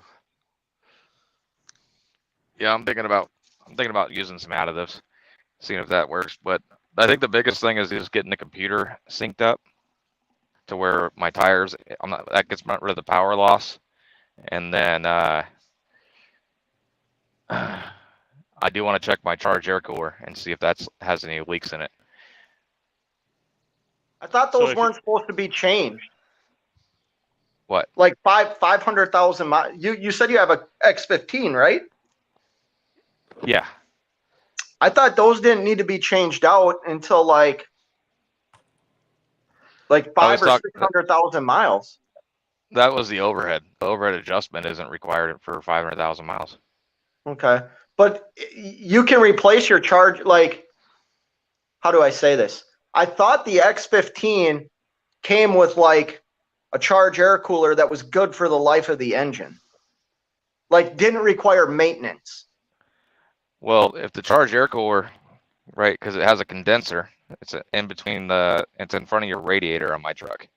Yeah. So I got my radiator for my coolant, and then get the charge air cooler, and then there's another condenser in front for the AC system. So if a rock comes in and hits the charge air cooler, it could dent it just like the radiator, and it can cause airflow to now not have pressure. So if it was damaged, then obviously you can fix it or you can replace it. Obviously, I'm going to try and fix it if it is. And the way you do that is you take the boots off the intake, so the turbo comes off. It'll be the out, comes through the turbo, the hot air, and it goes into it. Then it gets cooled down and comes back into the motor, right, on the other side. Mhm. So you got one boot and the other. You take the boots off. You could cover up one side, cover up the other side, put a gauge in there, pressurize it, and see if it holds pressure. Okay. But I found out because I had a coolant leak and I crawled underneath my truck right after I got a shower too. I got covered in coolant. So I was down there tightening down some stuff, and then I realized I have a leaking airbag. So I've been searching around for one of the airbags because I have a steer axle with the 4 airbags on it. So I was having an air loss, so I was actually thinking the charge air cooler, I might be losing air from there because I didn't know if it would bring down my air pressure every time I turn my truck off. But actually, it's an airbag I have. So it might not be the charge air cooler after all with the air loss. So my charge air cooler might be fine, but it does have a couple rock chips and stuff in it. I'm still going to get it tested. It's something that somebody told me that everyone overlooks. You know what? I'm thinking of a freaking filter, right? Yeah, I think you're thinking what's the filter that's on the driver's side front of the motor? Usually it's got crankcase filter. It's the crankcase. That's what I was thinking of. That's what I was thinking of. They have a filter in there, and they also have a bypass. That's what I have on mine. It's just a plate with a valve in it. You bypass having a filter in the thing completely. Yeah. That's what I was thinking of. Yeah, and also like when I read the manual for my motor as well, like I was tripping out because it has a coolant filter schedule replacement. So I'm all like going through. I'm like, where the hell is this filter for my coolant? There isn't one. Really? My truck doesn't have one. It's just like it's still in the manual because the manual is good for so many years or whatever. Yeah, there's no coolant filter on my truck. Because I took it into the Peterbilt. I'm like, hey, it's supposed to be done every 50,000 miles. Where's this freaking coolant filter? I'm like, at 50, I need to do it. Your truck doesn't have one. Yeah. If your charge air cooler is damaged, would you notice a drop in your turbo pressure? Yeah, your boost or your manifold would or a power loss, and it also would cause a fuel loss as well, and efficiency. So I'm going through, and it doesn't hurt to go through all the things that cause efficiency loss and kind of just double check. Like the charge air cooler should be checked, people say, once or twice a year. And it's something that's commonly overlooked. Nobody ever checks it. Yep.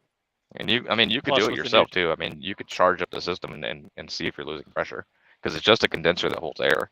So if you duct tape off one side and then you duct tape off the other and stick in something to charge it up and then have like a pressure gauge in there, I'm sure there's a way you could do it DIY.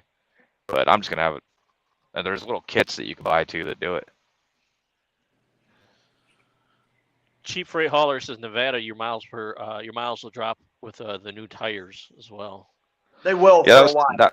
that was 2 months ago though, and so 2 months ago I had no loss in MPG, so my MPG stayed at like 5.8, just kind of like varying speeds, and then I just had a couple conversations about like running a team and efficiency, and I was like thinking, okay, well, let's start going back to getting 6.2, and I don't know what this guy's doing, and then we couldn't, and so for a month, because we had a bunch of strong headwinds. For like 2 weeks straight, we were getting like 70-mile winds everywhere we went, Nevada, California, Wyoming. And I was thinking, okay, so that's the reason for my loss. And then after 3 weeks, nothing changed. And then 4 weeks, then I started going pen to paper about a week ago, or more than a week ago now. But then it confirmed it's not the computer, because I'm going a little bit faster on my speedometer. So it's registering less miles, which would then again turn the loss, or it would reduce my computer's reading. But it's exactly the same. Pneumatic So Brits I'm in the house. going through a series of elimination here. Yeah, definitely. Pneumatic Brit says, Kyle, trade in the truck and get some horses. That's why I created a video about. Okay, so that's why I made a video about driving a 389. It's not all about the money. Like, I am excited to wake up and turn the key on this truck every day versus the efficiency truck. That's where you and I will never see eye to eye. That, like, as much as I enjoy your beautiful truck, as much as I enjoy seeing it, that's one area you and I will just never agree on. I don't know. I don't understand that. I just don't. And here's the thing: I don't blame you for wanting the efficiency truck. For you, Yeah, it's different. For you, business and the more profit that you could have. Because let's be frank, what are you getting in your truck? As far For fuel as mileage? About 8. 7.78 right now. So we're talking 2 miles per gallon MPG better, right? For me, I'd rather pay for that extra 2 miles to drive this truck. But add that up over a course of 10,000 miles. Well, you drive 20, probably more than 20,000 miles a month. When me and my wife look back and I'm 80 years old sitting on a porch, if I make it that long drinking coffee, and I have memories of driving this truck cross country versus you driving that piece of shit, just saying, piece of shit economy truck. I get what you're saying. The problem is, like this truck too. Hold on. 360,000 miles. I got no problems with it. I'm about to make a point, and I don't mean it in an asshole way. Okay. Well, I just called your truck a piece of shit. I mean, it is in well, the shop. No, dude, you can say what you want about my truck. No, I know I'm messing with you. I don't blame you. You can say what you want about my truck. I'm fine with that. The problem I have, and once again, Kyle. I mean, absolutely no disrespect. What the problem I have is that mentality that you just said is not a business mentality. How can you talk about business when you refuse to look at the fact of how to generate more money as a business and be more profitable? So when you're 80, a business doesn't look back at, when I'm 80 years old and retired, we all like money. We all like money. I like nice cars. I like to go on vacations. I like to indulge in food, just like anybody else. Yeah. I'm not making money. I'm not making as much money as I can, right? Over the long thing, 60,000 a year, like. But I'm waking up and I'm actually enjoying what I'm doing. And for me, time is priceless. And I'd much rather wake up every morning and spend more money in fuel and drive this truck versus drive an economy truck. In business sense, for profits, sure, but I'm driving the truck. I'm not paying somebody so why else. is there ever a video made about how bad rates are and how bad fuel is if you're not willing to do things as a business to generate more? That's the problem. Like, I'm just being honest right now. Like, because I trust you. That's the problem I have with YouTube is I believe very successful people. You and your economy truck, you just made a video talking about rates being bad and how it's $1.50, $1.70 for or $1.98 for refrigerated. What's the difference between you making that video and me? Hold on. You're saying something I said on the video without listening to the full statement. 75% of my freight is contracted freight, so I don't worry about the load board, because if I was in that position, even with a piece of crap truck, like, it would, like, business wise, it doesn't make sense to operate for that. Now, put myself in like your shoes. Like, I get what you're saying, and I understand. Like, you and your wife are living like the life that you want to live. I don't think anybody has the right to attack you or say anything negative about that. The problem I have is, if I put myself in your shoes, I certainly wouldn't be where I am today. And I'm not saying that meanly. Like, if you were a solo driver, I'm a solo driver, and I operated the way you did, I wouldn't be where I am. Like, that is facts. Because in 4 years, my piece of crap truck, if we ran the exact same loads, is going to make like $80,000 more than you. That's a lot of fucking money. A lot of money. That's Over how you 4 can years, set, that's how you can set up a retirement house on the beach, or, you know, like, I guess so we have take different. take the same statement. In that 4 years, let's say we both started with 0 miles on the truck. Yep. And after 4 years, we both sold our truck. How much money did I make more on my truck sale versus yours? Right now, I would make more money than you make on your truck. Guarantee it. I guarantee. Like, not what I mean is profit. I don't mean the value of what you're selling the truck. No, but you just said that you would make 80,000 over 4 years.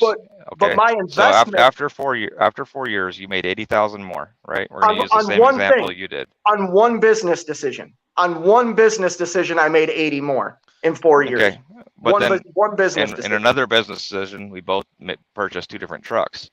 Now you sell your truck after 4 years. We both started with 0 miles, and I sold mine. How much more did I sell my truck for? I would say in this market, not much more. Like what you're getting out of that truck, you have to look at. I'm just saying. Let's just say I made 40,000. What after the 20,000 extra I had to purchase for my truck? Let's just say I made an additional 40K on the sale of my truck, right? So you made 40K more than me. So I cut that down at 50%. If we started with 0 miles and we ran for 4 miles, and you had an aerodynamic truck and I had a hood truck, right? I spent a little bit more, but at the end, after you take away the more I paid and it equals out, it comes out to 40,000 where you were up 40K. I see what yes. Your truck would sell at a higher price than my truck would. Absolutely. I think like Velox proved that. You know what I mean? Like, you're 100% right on that. What I mean, like I said, what I like for me as a person, and here's what it comes down to for me. What you said, I can't argue about how you and your wife are running, and when you're 80, you're going to look back and be happy. That is, like, that's what we're all out here to do, right? So, like, I can't knock you for that. That's not me. I want to be on the beach. Oh, shoot. I feel like he's pissed off at me, and I don't want him mad at me. Me? I'm not mad at you. I thought maybe your service went out or something. I don't think I don't know, man. No, we're having a conversation about the difference between a hood truck and an aerodynamic truck, and it's a legitimate conversation. Is your truck nicer than mine? Absolutely. Is your truck got more power? Fucking looks better? Oh, you check every box, Nevada. I mean, I can't argue with you. It's not a look at me thing. I'm not so concerned about what other people look at when I'm doing my business and my decisions that I make. I'm more concerned about this when I put my hands in front of my face right now and I look out beyond that, what I see and what I experience and what I choose to experience in life and the time that I'm going to commit to living in this truck. I personally would rather do it in this truck and spend more money to do it. But because one day I'm going to be dead. Right. And one day I'm going to be old and I can't drive and I'm going to have people change my diapers and all sorts of weird stuff going on. And I want to look back and I want to imagine this truck and not a Cascadia, not a T680. And it's not that it's a bad truck. Earlier I said I shouldn't have said that. I said a piece of shit truck. No, that's fine, dude. Because I've driven them all. You know, I've driven me and my wife. I just realized me and my wife have put 1 million miles in at this company where we're at. We're at 360,000 on this truck right here. We've done 500 on one truck and another 300 something on another one. So out of all those trucks, this truck, they've all had issues, right? I've had the gear housing on this one replaced, but out of all the small little things and all the things that combined, I've had less issues. This truck is better made and has held up better. Knock on wood, nothing changes, but this truck is held up better. It's better made. I sleep better in this truck. It's a better ride. Everything about this truck is so much better than any other truck I've ever driven. And to me, that has value. Yes, you're 100% accurate. And all I guess what I'm saying, what you've said a couple of times now is where we differ. And I guess that's where it comes to. You want to look back at 80 and be think about that truck, the experience and all that. I want to be 80 getting my diapers changed on a beach house in frickin' South Padre Island or frickin' the Bahamas. So like the easiest way for me to get to that is by generating and keeping as much revenue as I can right now in my pocket. Wait a second. So you're telling me that I have to give up sitting on a beach in San Padre? No. I'm saying my diapers changed because I drive a 389? Now, no. I think you're a little out of touch here, buddy, because I definitely think that's within reach. Well, what I just said was you're saying when you're 80, you want to look back at. I shared this with somebody else, and I say it that way to give you perspective on. No, okay, so I've been driving for seven years. You've been driving for a lot longer than I have, and you should know out of everybody. I needed, like in a relationship, you've been with a girl for a long time, you know, obviously sometimes you need to spice things up. You need to change up your dating routine. You need to go do things to keep things interesting. It's the same thing with trucking. Trucking is, I've done it all. It's not rocket science. I needed something to spice up reinvigorate my passion for being on the road. And that's another thing that this truck has done for me because, like I said earlier, I wake up and I'm excited to turn the key. And there's a lot of pride that goes into driving a truck like this. Not that it's like look at me pride. It's look what I'm doing in my time right now. This is my pride. My pride of driving my truck. If I looked at it as something other than getting a load from point A to point B, I guess I would look at it and be prideful. But I don't.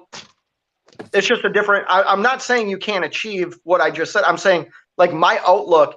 I shared this with somebody not that long ago. I have a dollar amount that is my out dollar. I'm 42 years old. I don't want to work past like 52 years old. That's 10 years. So I have a dollar amount that is my out number. The quickest way for me to obtain that with the other thing I do outside of YouTube that I have never shared because it would get too personal. So I have that revenue stream, and I looked at the quickest way for me to get to where I want to be is to make the most money right now. The easiest way for me to do that is generate as much money as I can, which is a fuel efficient truck. Absolutely. You know what I mean? It is. I think where the disconnect here is why are you applying what's good for you to what's good for other people? I'm not. What did I say in the beginning? You chose to buy that truck. You and your wife live the life that you're choosing to live for the reasons that we choose to. Just like if we had our out number. Right. Have you ever heard me get on YouTube and bitch about fuel economy or the price of fuel or how much it costs me to get from point A to point B? You've never heard that from me. Because anybody paying $7 a gallon, it should be bitching about it. if you're paying When I was- $7 a gallon as a business, you should get more miles out of that $7 you're spending, buddy. Like, And speaking of that, both of you, I'm sure you all heard recent news of OPEC saying that they're cutting oil production. cutting oil, yes. Does that concern you at all, Nevada? No, I'm still here, buddy. I'm gonna look. The Listen. reality is, $7 a gallon. When I build that up, because I was in the middle of a snowstorm, we were in Pennsylvania. We were fuel lights on. Wife's getting ready to take over. I don't want to worry about putting 60 gallons in and kicking down the road. It was $7 a gallon. It was $1,400 to fill up my tank. And then you look at what the load pays, and you realize that a good portion of that load, and you got to fill up a few more times to get to where it's going, just went into the fuel tank. Yep. It's okay to complain about that, especially when we're running loads that, like, I just did a load. Listen, I just did a load that I did for $3,000. I'm also an arrogant prick, Nevada. Like that's the point. I'm being honest. And I'm not fucking upset with the conversation here whatsoever. We just, obviously, you're thinking about it in a different context.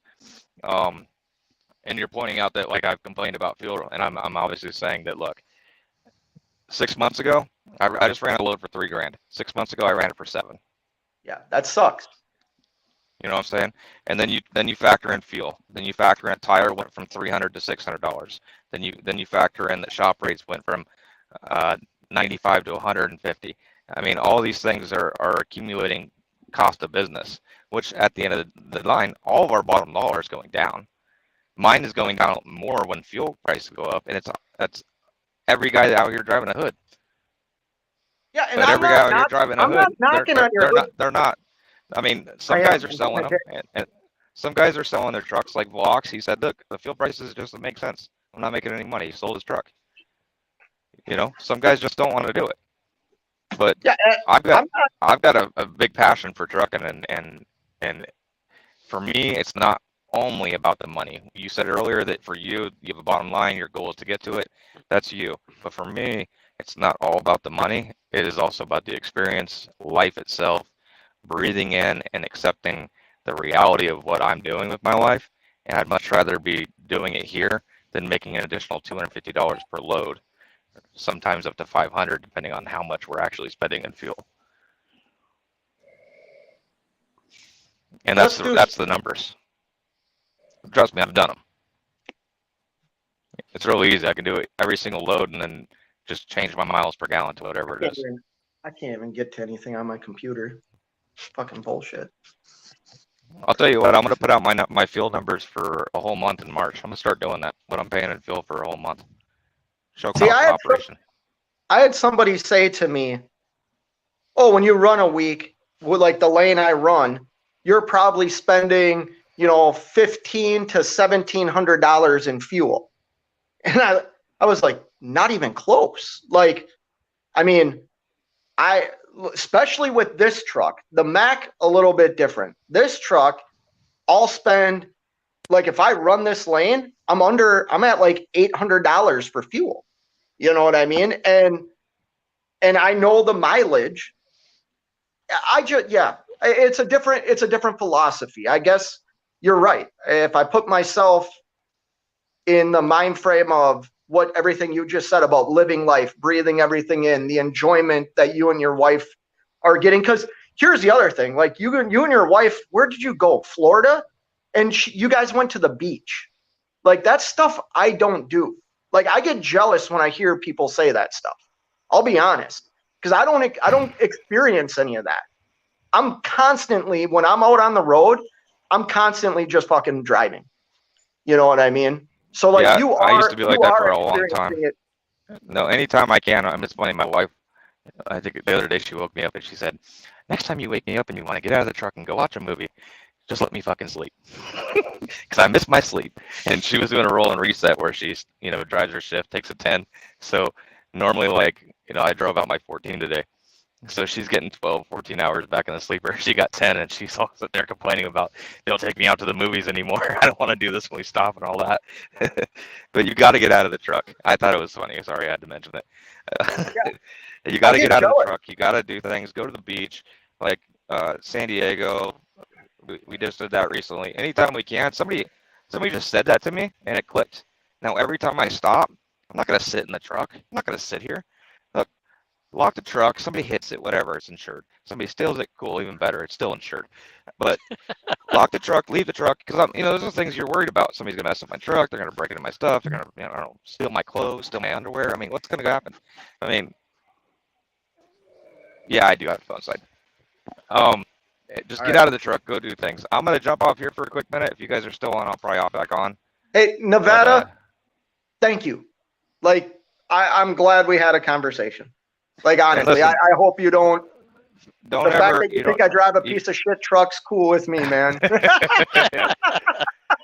No, I just I said that out of passion. My bad.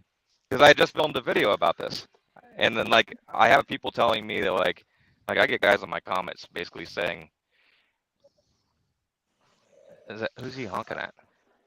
I would say, got I guys- would say a big part of that too is the amount of time that you spend in that vehicle. It's essentially your home. You know, That's kind of the selling point to that is, you know, if you're in it for so long, I understand wanting to have a nicer truck for that, you know. I couldn't I have a imagine. nice truck. Oh, we are in a though. few That's the minutes. thing. Where are you going? Oh, parking this. Yeah, out your way. Is he zipping around? All right, Oh, I'm it got done super talking. busy here. Somebody else talk. Well, the truck WCF. moved out of this way, so I look like the jackass. WCF, you changed your environment. What's up? My wife had to do work. She's on the computer. She Oh. works from home as well. So now I'm in her car. Okay. She's over there laughing at me. Fate Robert B wants to know what your other hustle is. OnlyFans. No, I can't really talk about it. Keep it on the DL. Yep. Yeah, we had a bunch of comments roll in. Nomadic Brit was in here. I don't know if he still is or not. Yeah, he's calling me. Is he? Yeah. He keeps popping in as damn boys. Does this Brit need to join the chat and put all of you to the right direction? Shoot, he should join.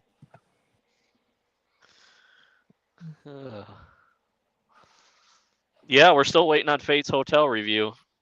Dang right. It must be good because he hasn't changed.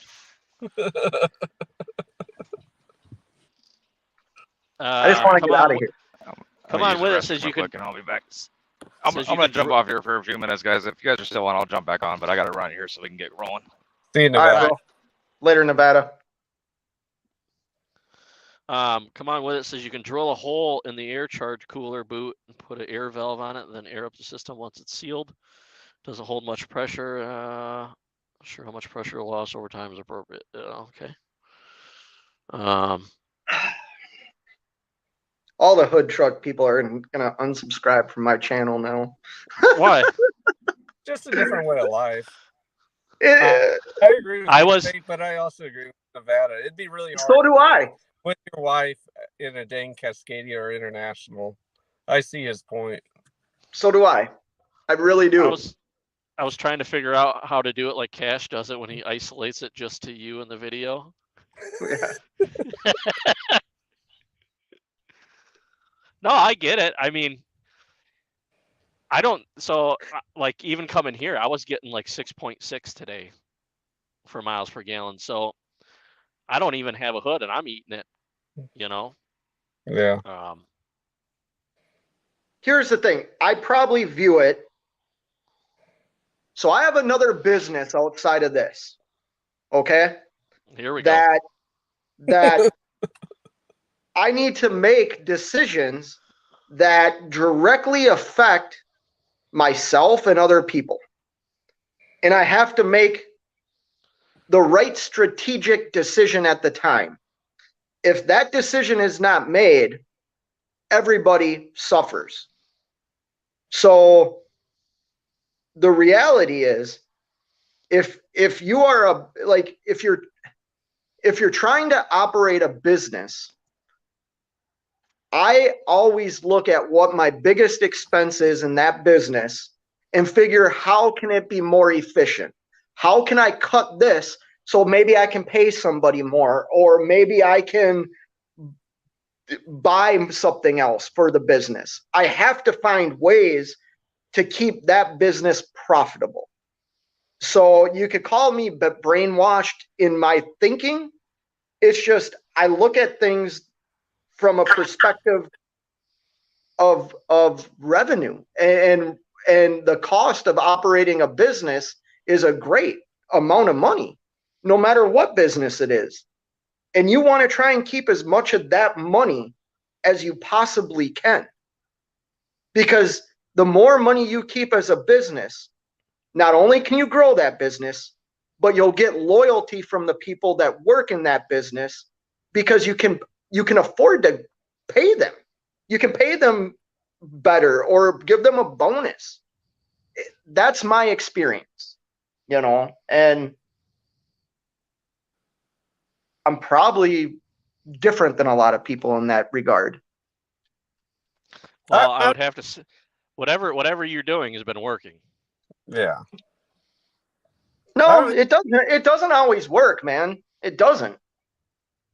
It doesn't always work. I've had some really bad experiences, and I just look at things differently. Like I like trucking, but I really could give two shits about it. Like it's not who or what I am. You know what I mean? And if you had to give it up today, what would you be doing? Give what up? Trucking or owner op? Trucking. Trucking altogether? Yep. Can I still work in the industry or not in logistics? I think that's cheating a little. You just can't be behind a steering wheel. You lost your CD. You lost your CDL due to a medical reason. I would open a inventory business. I would supply and do companies' inventories for them. Year ends, quarterly, monthly, whatever they would want. I would open a business that took care of businesses' inventory for them. I'd probably do something with computers. That's where I went to school for that. Well, and criminal justice. Hold on. You went to school for criminal justice and computers, and you're out here running a rig? Yeah. I did. I messed up somewhere. Did your wife laugh? Did your wife laugh? Yeah, she did. Yeah, why? If you don't mind me asking. I went to college in 2008, and the computer program, they only had one instructor, and that was during the recession, and they put that instructor on part-time. So in order to complete a 2-year degree, it was going to take 4 years, if I remember right, for a 2-year degree. So I switched my major to criminal justice because at the time I thought I wanted to be a cop. And then the last semester they had us do internship with the local police department. And that's whenever I got to experience exactly like, I don't mean, when I say it, sometimes it comes across the wrong way, but the young cops are all get up, like want to fight crime, do what's best for the community. The older cops, all the negativity that they work around gets to them and they become kind of jaded. And plus, the divorce rate among cops, and granted it's high among truckers too, but is very high. It is very hard to be married to a cop, and I didn't want to ever go through divorce. So you chose to start your own trucking business. Well, I started it 10 years later, but yeah, I decided to get a truck driver. I mean, I like to drive. I love to drive. So that was kind of part of the appeal of being a police officer is you're helping the community, but yeah, you're in a car a lot of the time. Is Does Cheap Freight Hauler know something about you we don't? I like ice cream. No one I, know I don't that. think he's talking about me though. I don't know who he's talking about. I like ice cream. Yeah. Who doesn't like ice cream, right? Pneumatic Brett says he's back. He says he's on the phone with our president trying to sort America. Someone too. You know, I was talking to somebody today that made a comment that I thought was really, really good. Somebody just needs to stand up and say, like, we need to stop this. Like, the political climate is destroying everything right now. We just need to hit the reset button and start over. And I agree with that. Like, you got some freaking, well, whatever. You got a county judge or whatever freaking trying to do a federal case. Like, that just makes no sense. You know, but whatever. So I was thinking about it. I was thinking about that OPEC stuff today, though. And I touched on it earlier in the video too. Is do you have a backup now that you have all these expenses that you just occurred, and now a potential if OPEC cranks the fuel prices way back up again with rates so low. Well, I think the freight market also needs to hit a reset. And here's the thing. The older trucker will look at these rates and know that, hey, like, this is normal. Like, pulling out of Pennsylvania for $2.30 a mile or $1.30 a mile was normal. And I agree with that 100%. The problem is, like Nevada talked about, everything else has increased, not just a little bit, double and tripled in price. And that won't go down. And yeah, that's not going to go down. Yep. So my experience when I was a purchaser for a company and did all of our shipping and receiving and had a budget to spend on inventory to be shipped in or shipped out, those numbers are going to have to change, which goes back to tough business decisions. Corporations are going to have to find ways to increase budget for transportation and lower costs in some other part to set it off. But I mean, you know what? If trucking goes away, trucking goes away. Do you think that would be our bottom?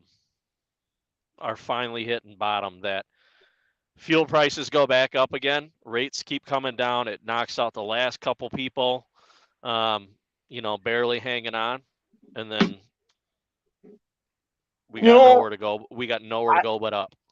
I would have to, I hope, and I hope that doesn't happen. I would probably try and find something local, doing more specialty style work if fuel prices go up like that. Seven Seas Transport talks about that a lot in my live feeds. And he really got me thinking the other night about, I know there's stuff near to me that's more specialty work, might not pay as much as I get paid now to do what I do, but it might not go away as quick. You know what I mean? Mm-hmm.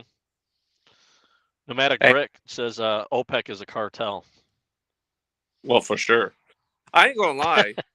Like, in my opinion, I don't care what the fuel prices are. In my opinion, if they're higher, that only helps me, because most guys don't get the fuel economy I can get. Once again, that goes back to the conversation with Nevada. Like, I think Fate, you got triggered a little bit there. I didn't get triggered. I just have a problem. Fuel's something we all pay. It's something we all pay. And I told you what I went from. I look from things from a different perspective. I know how much revenue means to a business. I know what that means to a business. And if I'm not trying to optimize my revenue when I consider myself a business, that's the difference. I don't view it as like a lifestyle. It's my business.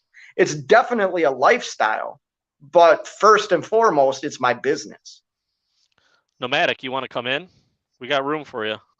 Well, here we go. Let's see what he says. Says I need to run USA boys. Is he not in the United States? No, he is. He's this British guy that thinks like, you know, they're the best in the world. Oh, he's one of those guys. Yeah. Very cool guy though. Very, very cool guy. Keep your overheads and lifestyle low. Yes. I could see that, and that's kind of one thing I mentioned earlier too. Is like someone mentioned something about being able to cut expenses when these things get up, and that's one thing I was like, that shop. I already planned all it out. Like if I have to, I could probably get out of that shop, you know, and that would cut a huge expense. Invader, Yeah. what are you doing, bro? I'm getting ready to go out to the truck. I had to let my dog out. Oh. Either the dog's over there. Oh, I saw it. Yeah. Yeah, Fate. How come your internet's been almost immaculate all night? Yeah, I'm doing it on my phone. Why didn't you do it on your phone earlier? Yeah. I don't know. Don't know. Yeah, it's been almost immaculate. Yeah. It's yeah, I don't know. So Nomadic, I don't know. It's kind of funny to see. cheap freight wants to know your average What's What's that? What? You cut out a little bit. Your average percentage. There he is. Teach us, wise one. Teach us, wise one. Our average dead, related to tanker. Now, certain places will wash certain liquids, so it's hard to say. When cheap freight is saying that what your percentage of empty miles, it's awkward to say. Sometimes it could be like 50 miles, even though I'm paid to do 200 miles. Sometimes it could be 300 miles and you're paid less. It depends what chemical you are previously taking. At the end of the day, I run about 2,500 to 3,000 miles a week. Different products, different chemicals, different trailers. It's just it's different than you flatbedders and you van drivers. That's lightweight-ish. So, us tough guys, we just deal with it, you know. Hey, I've had plenty of days slinging hoses around. So you were a tanker driver before. Just listen. Hold on. Just you have to understand this cents per mile. You're talking to a gentleman who got beat by a guy riding a horse saying, "They're coming, they're coming." So he's still a little upset about that. Fake, do I need to ring you every 30 minutes after midnight with some obscenities just to keep you awake and drive you round the bend? Yeah, bloody well will. So, but I will say, Scott, the stuff that I was sending you earlier on, I was just pulling your leg, mate. I mean, you know my sense of humor. Hey, so yeah. And I was honest with you. Right now wasn't the time. You know, right. I'm not mad at you. So, but I'm just saying, unfortunately, you know, you can semi-predict what's coming your way in the future, but you don't ultimately know. Like I knew my engine was going to be a problematic thing to me, and I laid off like 30 grand on one side, and I didn't realize it was going to cost me 57 grand because of everything else. So you can semi-predict what's coming, and this economy is not a good economy. So something's not right. Even for a guy that's in a niche market like me, I'm starting to see our rates on contract freight. Like I said, I don't know if contract freight is what's coming to the spot market is, or rather than what's after the spot market. But even our rates are starting to come down, and they've been solid for like 18 months or ever since the vid. We don't suffer any of that stuff. But in the last week, I've started to see certain contracts that would pay you $3,000 and now down to $2,600, or paid $2,500 now down to $2,200. So there's like about a 20% drop in some of these rates. I don't know, and that's why I follow certain channels like yourselves, because you're on the spot market. I don't know what's going on with that stuff. I'm in a cocoon, you know. Like I say, I'm in tanker. It's contract freight. I pick from this specific low board from Schneider, so I don't see what's going on around me. But if you guys can put any more into it, of like what is going on with this economy, then I'd be happy to know. So, I have the answer. I would answer it if you had an American flag shirt. yeah, I've got the British bloody thing on. Stuff that, boys. I'm the third invasion. Get ready. I'm here. You just don't know it.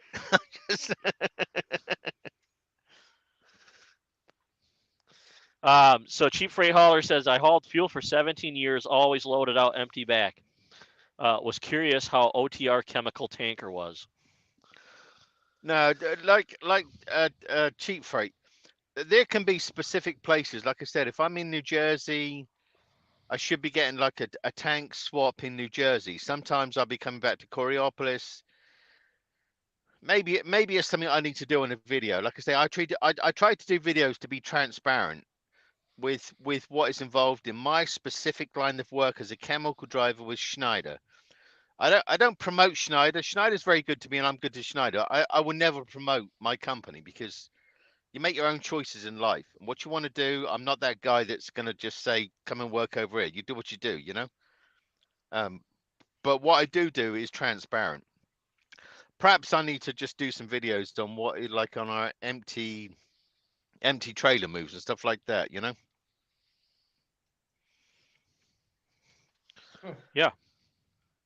I don't know what trucking's like. You You're goddamn. Who says that? So I have the perfect name for you, Fate. The perfect new channel name. I'm all ears. Semi-retired. SEMI? Yep. Yeah, that would be great. That would be great. Semi-retired. So but WCF, his internet cut out, but yeah, thanks for coming in, WCF. Come I in like anytime. that dude. But Fate, your situation at the moment, is your truck drivable or not drivable? It's not Not drivable to like. Oh. It might be drivable to drive it 10 miles. Oh, you know, okay. Because of how it's leaning. It's basically the wheel well is almost on the tire. So I'm not gonna drive it. But that's a decision I made.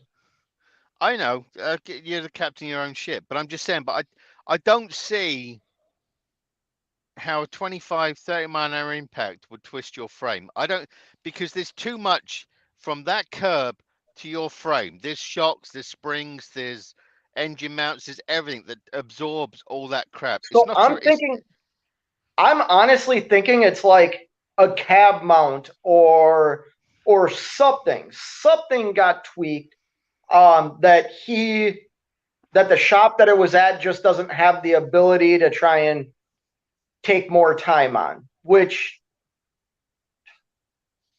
you know, the problem is you've got with that shop now is that you and that shop, you guys are like worlds apart now. There's an issue there, and yep. he knows you're never going to come back and use them again. You know you're never going to come back and use them again. So now it's like this awkwardness. Like when my truck popped, and I've had a lot of people complain to me, why on earth did you have your truck towed to your mechanic in Atlanta? Because I don't want that crap.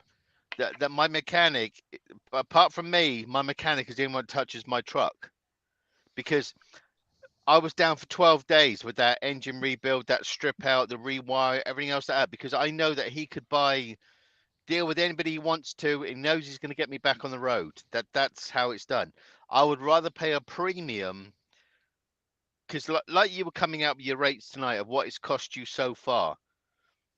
And that's why when I say to people when they get bitchy with me about, oh God, you paid 7,400 for tow charges and crap like that.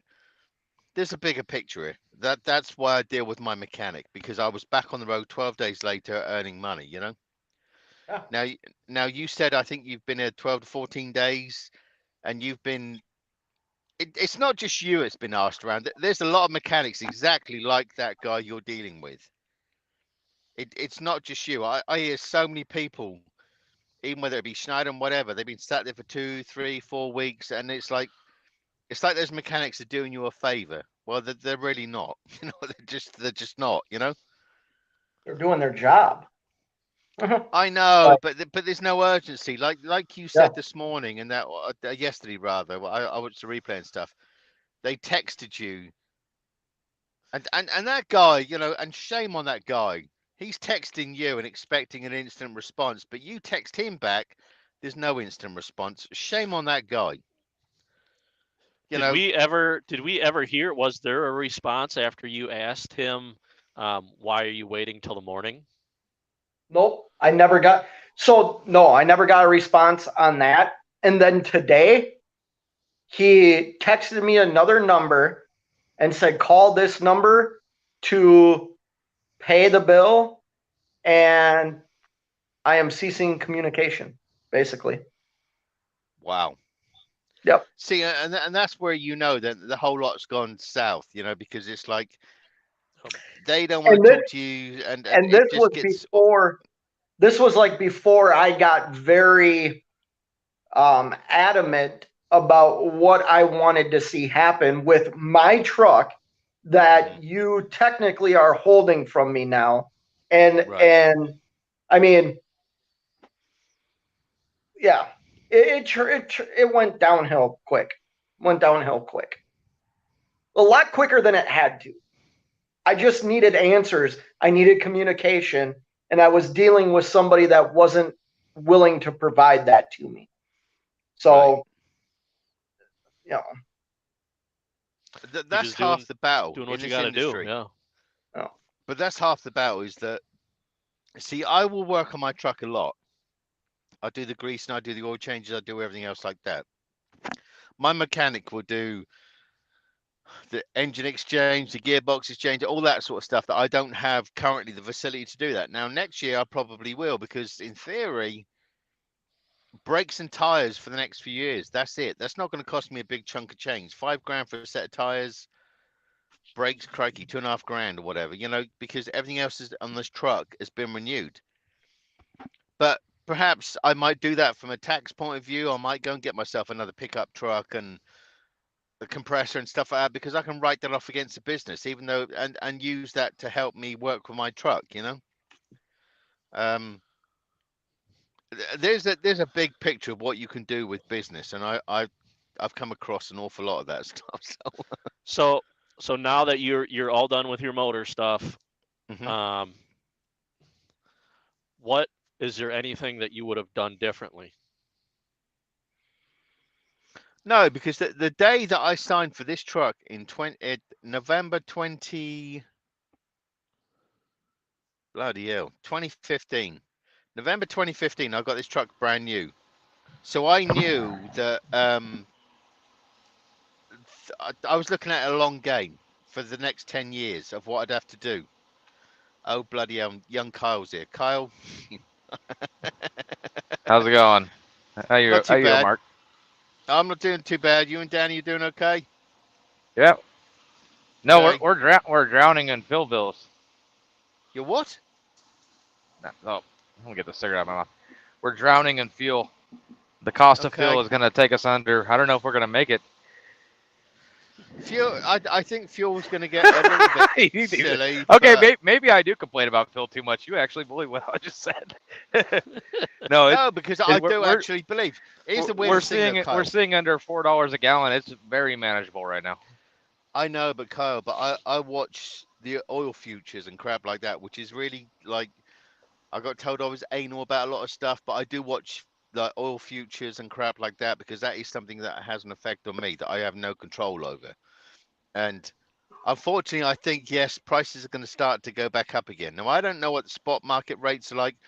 I can only rely on people to tell me because I'm not on the spot market. You're on the spot market and other people are. So I watch, I watch Yeah. what's Okay. going So on.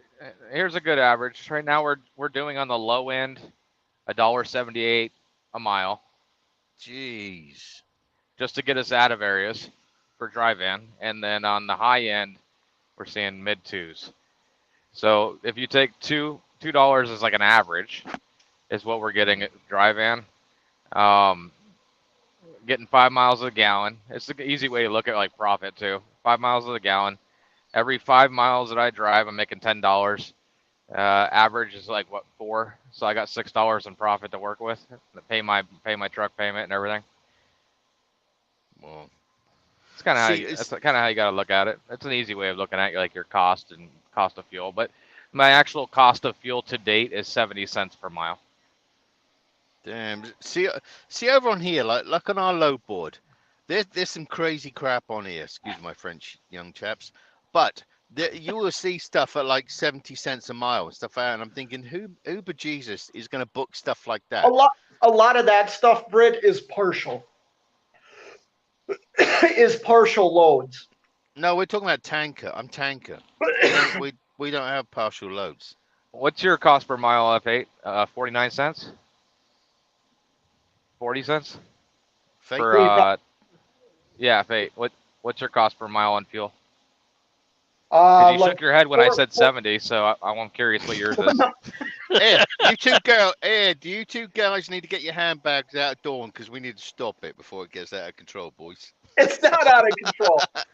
I'm just saying. So like, I guess why I shook my head was like that's right around what my fuel cost was with the Mac, and I wasn't happy with that, so I changed it. My fuel costs are right around like 45 cents a mile in fuel, but I'm also getting great fuel discounts. You know what I mean?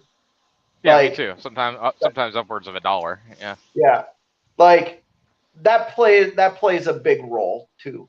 You know, I can't. Yeah, I can't price deny that. that 70 cents is with discounts taken out. Yeah.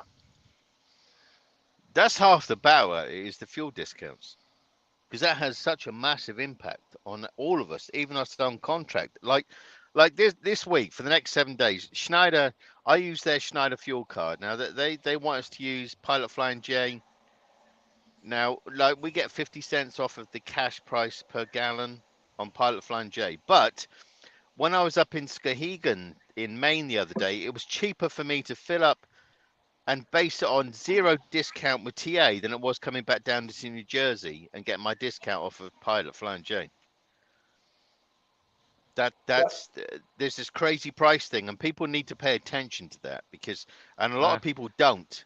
I've heard stupid comments from other contractors on my side that say if I'm putting fuel in, I'm making money. Well, no, you're not. So go on then, Scott. No, I was raising my hand. I make lots of stupid comments. Oh, stop it. What are you going to say? No, that's seriously. You said people make stupid comments, and I went like this because I make stupid comments. No, you don't. Stop being like that. Anyway, so, but I'm just saying. But there's such a bigger picture to a lot of this. It's not just rates. I mean, that fuel price that affects all of us, and that is an uncontrollable price. Nevada hit it on the head like half hour ago. It's everything: tires, shop fees, you name it. Everything has skyrocketed with a big drop. I mean, listen, if everything was $2.30 a mile or $2 a mile, like honestly, you can make money at that. But what's happened is everything's just plummeted. Where like Nevada said he made. When did you see it plummeting? I'm curious as to know. So I seen it in 2021 of February. Once again, I got 22 of February. Sorry, my bad. Yeah. I gotta say this again. I haul like 75% contracted freight. So like my spot market freight that I haul, I've been very clear on my videos. I have great connections in the lane that I run, and I always get very close to what I want to haul the freight. But I look at the load boards just to see what's going on.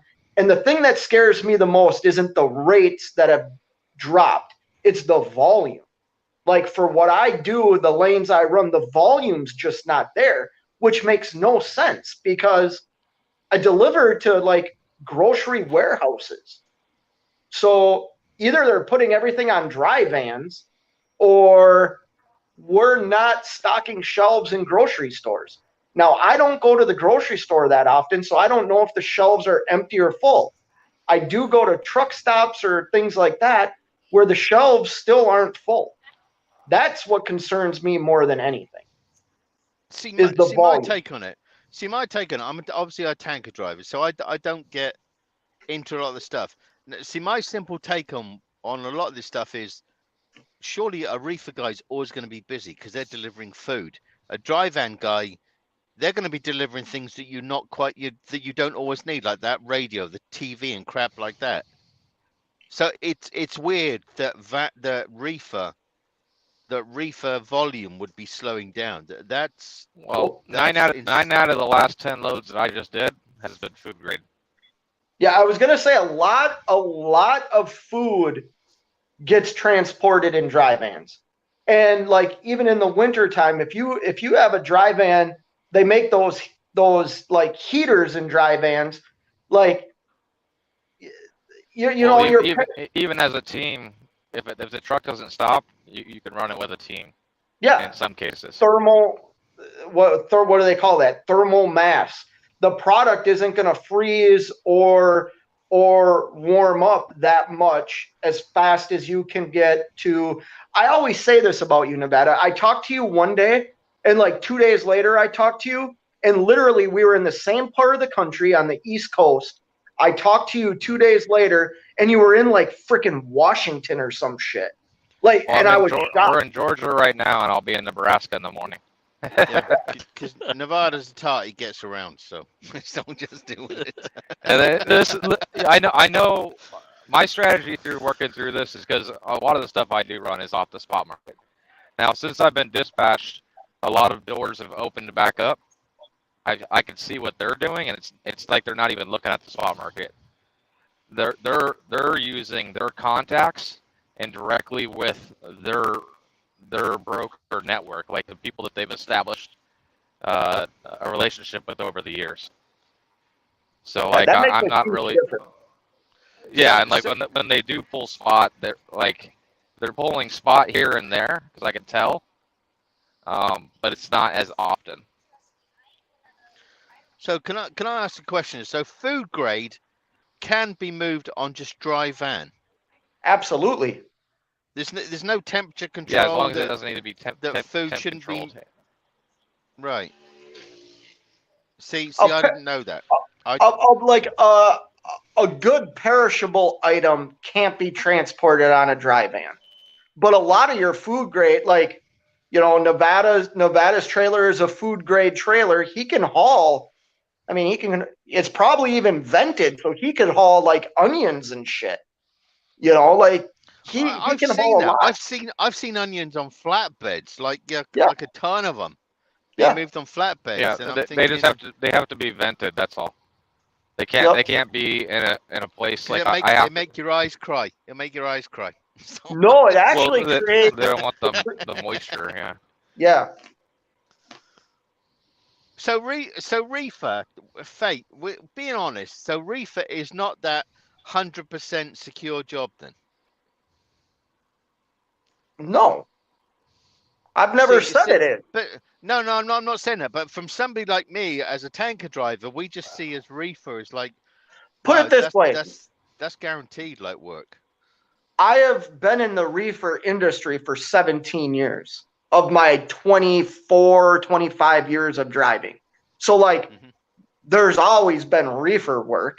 It's just I think just like in every type of trucking industry, including yours, Schneider gets those contracts. Contracted freight is like more consistent and less volatile than the spot market. But I also shared this in one of my videos. I've had loads, some contracted loads that have been cut $1,000, like without knowing it, they just cut it $1,000. Now it's still very, very profitable freight to haul, but it's certainly a punch in the dick when out of the blue they drop it $1,000. I gotta say, it sounds weird when Fate swears. It sounds so weird because he's so politically correct. But I will say, Schneider, the weirdest thing that I've started seeing with Schneider recently is that Schneider does, obviously their van side is their biggest division. We Tanker, we're their smallest division, even though we're the profit that makes the profit for the rest of the business. That's how Schneider goes out and trashes the market, from what I understand. But now they also have the flatbed division. They have the reefer division. Schneider's diversing into so many different things because they're trying to adapt to a market that is getting obviously challenging. Every business should adapt. Like, well, Swift, like I say, Swift has flatbeds now. But even Schneider has a dump truck division. If you go to Houston, they got a dumper truck division, which is weird to see. I don't know if there's obviously money and dirt, then they're doing it. You know, they're into everything. Yeah, it's. Oh, I should. Oh no, that's stupid. What? Well, no, you know, we got a British guy on here. We got a British guy on here that's always happy about his little British T-shirt, and I know Nevada's got this too because I've seen it. But you know, if you really have patriotism, you get tattooed with it, Brit. You don't just walk around in a T-shirt. You get it tattooed on you. Me and Carl got a love-hate relationship about the bloody American Revolution. But anyway, but young Fate, he's just being girly. So anyway, who cares? I'm 55 years old. I don't need tattoos now because I'm too old for stuff like that. You know? No, you're not. So, my mom cents just per got mile. What's your take on the market? What, contract market or just the way this country is going, economy and stuff? Well, I was asking cents per mile, but you could answer too if you like. Okay, Carl. Sorry, I'll shut the hell up. So honestly, cents. Yeah. I was just thinking about that just a couple minutes ago. We got a nice little mix. We got dry van, tanker, reefer, and flatbed all in the same room here. Yeah. I've been preaching it left and right. Flatbed, I have not seen anything because we run contract out and then spot market to get back home. And I have not seen anything. I mean, the rates come down a little bit, but that's generally just because you're in a bad area. I have not had a slowdown at all. But see, with flatbed, so flatbed, but you probably move things, whether it be like drilling rig drills to brickwork for like new construction stuff. You've probably got a broad range. Do you deal with a broad range of flatbed? Main commodities like we haul. I got large commercial air units on right now. I have 4 units on the trailer. My total payload is less than 10,000 pounds. And okay, so you're talking about AC units, aren't you? Yep. And where would they use that specific unit? In like a commercial building or a housing? Commercials, like commercial buildings. These are like rooftop units that go up on top of the buildings. Okay. But like mainly when we're going back home, it's general bulk steel coils. You know, I'm starting to point out. Well, I'm going to point out a little consensus here. It's not so much what you're hauling; it's who you're hauling it for. Yeah. Because I know guys. Yeah. Okay, so I know guys in flatbed right now that are struggling. And really? I know guys and I know guys in reefer right now that are struggling. And everybody I know in tanker, they're doing well. But I don't know very many tankers. Kyle, Kyle, that's because we rock. All right, just deal with it. All right.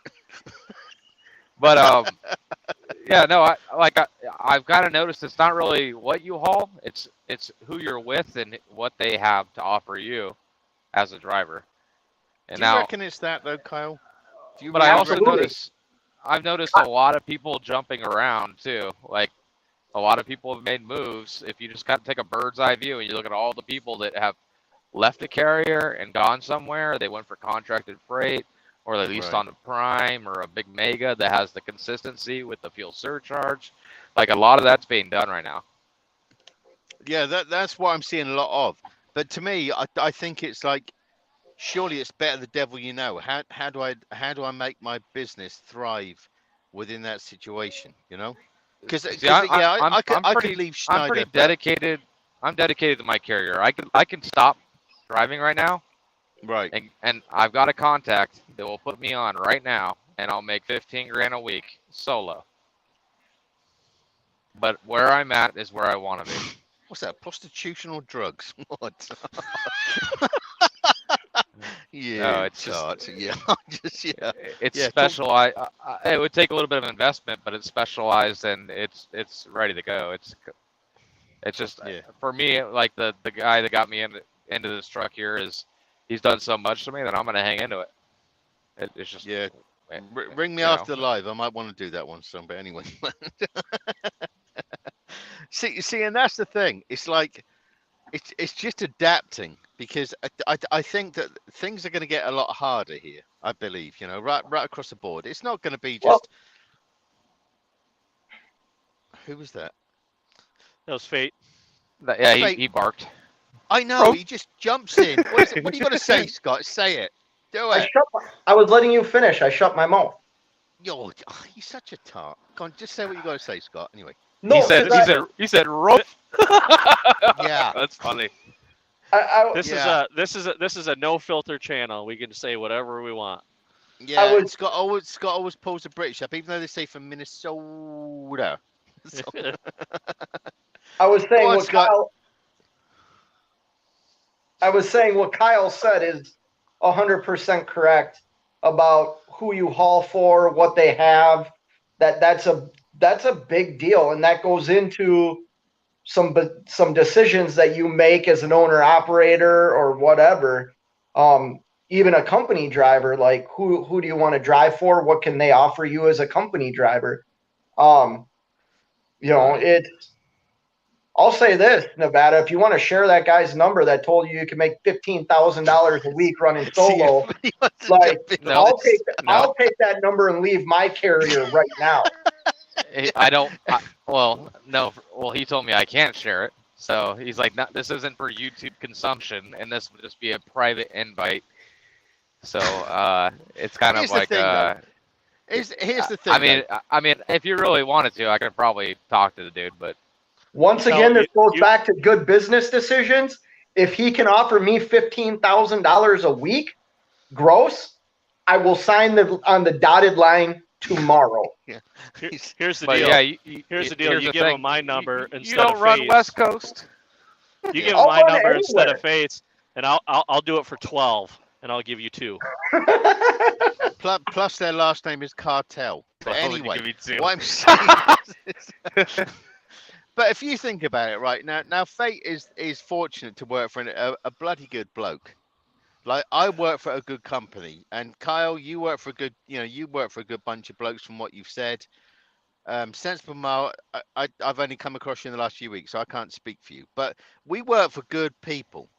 Now, whether it's a mega or whatever, we are very, very fortunate to be in the situations that we are in. Actually, we could be in an awful lot worse situation. You know, that's the way I look at it. Oh, yeah. A lot of people forget that about my situation too. They're like, "Oh yeah, I'm gonna fail." I'm like, "Dude, my truck's paid for." Like, I Right. don't think people understand. Like, this truck is paid for. It's not. Right? The bank 'cause doesn't own this. Like, I'm in Right, a 'cause you're- situation where I could just Exactly. like say I'm a company driver now, and then like, okay, I'm still in the same truck. Okay. Right, because your contract is between you and your carrier as such. You know, like I say, that's a different kettle of fish. Like it is with me, like it is with Fate. and I'm assuming it's the same with Sense. You know, I'm just saying we are in some very fortunate situations in this climate. You know, Hey. and what? I'll we say go. this. Here we go.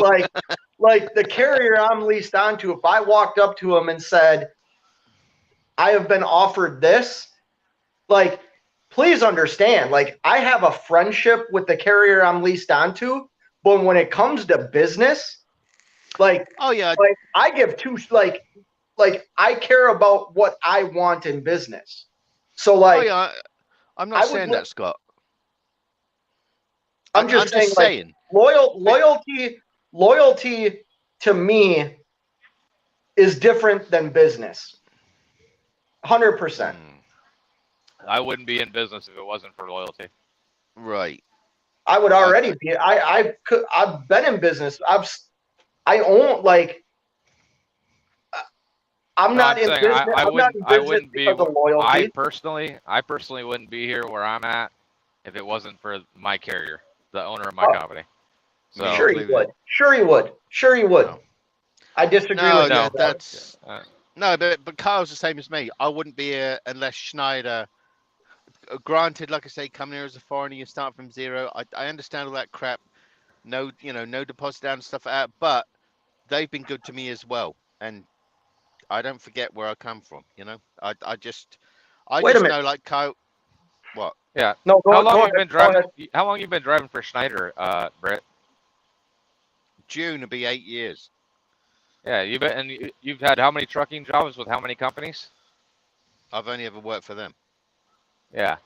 See, that's a different type of aspect. Like there's a couple of people I know that are like that. They've only worked for one company and they're happy, they're content, and that's Right. perfectly fine. I see nothing wrong with that.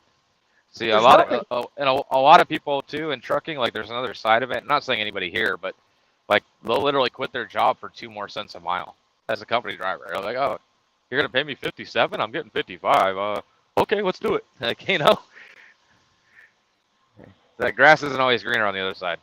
Exactly. I was talking to Come On With It earlier on, and I was just pointing out like why I've been here for so long, because Schneider has been so good. Wait to a minute. me. What did you just say?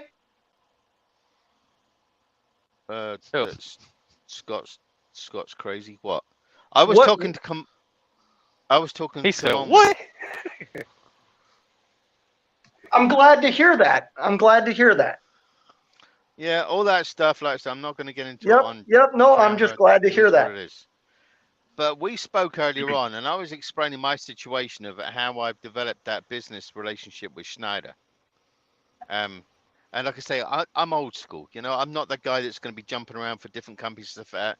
I found a company, and I'm sure all these companies here, that you can make them work. You got pros and cons of these companies. Like Kyle has done, like I've done. You found a company that pretty much works with you, and you look after them, because it's a two-way street in business.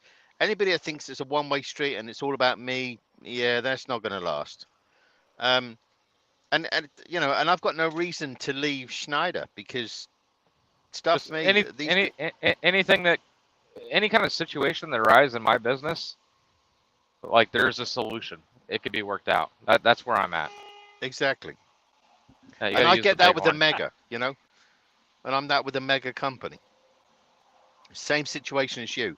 I could pick up the phone, I could talk to the guy in charge, we can get things sorted and everything else that, and it just works fine, you know. So I am strongly realizing that I definitely operate a little bit different. And I'm In not what way? saying that rudely or anything. Like, listen, business is business. Like, business is cutthroat. Like, my loyalty is to the carrier that I'm leased onto, that I operate in a way that doesn't harm the carrier. And I don't degrade the carrier in any way. But when it comes to business and money, like, I think my carrier would even tell me, do what you think is best for you, Loyalty is when you're there doing something. Loyalty isn't that you're just stuck there forever, because opportunities come, and if you don't take advantage of opportunities, like, Well, you could regret that opportunity. I get Yeah, what but you're Scott- saying, man. Let me Scott- just tell you a little story about, like, I was making a video about a couple that was going out and getting their quote for their own authority, and I did an interview with them, and then I did the same exact quote with the same insurance agent, same truck, same coverages, and then I was telling my owner of my company about it, and the insurance company that we used was Progressive, right? Because they had no experience, they had just gotten their CDLs, and that's the only company that you can really get insured through when you come out like that, one of the very few. Right. And I was telling him the story about it and what our quote was, and just kind of like, you know, having small talk with the owner of my company. And he straight up stopped me. He says, no, listen, if you want to get your own authority, let me help you. The Progressive, stay away from them. Hey, I got this company over here. He's like, yeah, let me help you get your authority set up. Da, da, da. I'm like, no, I'm not going anywhere. I was just telling you a story about how I was just doing a comparison.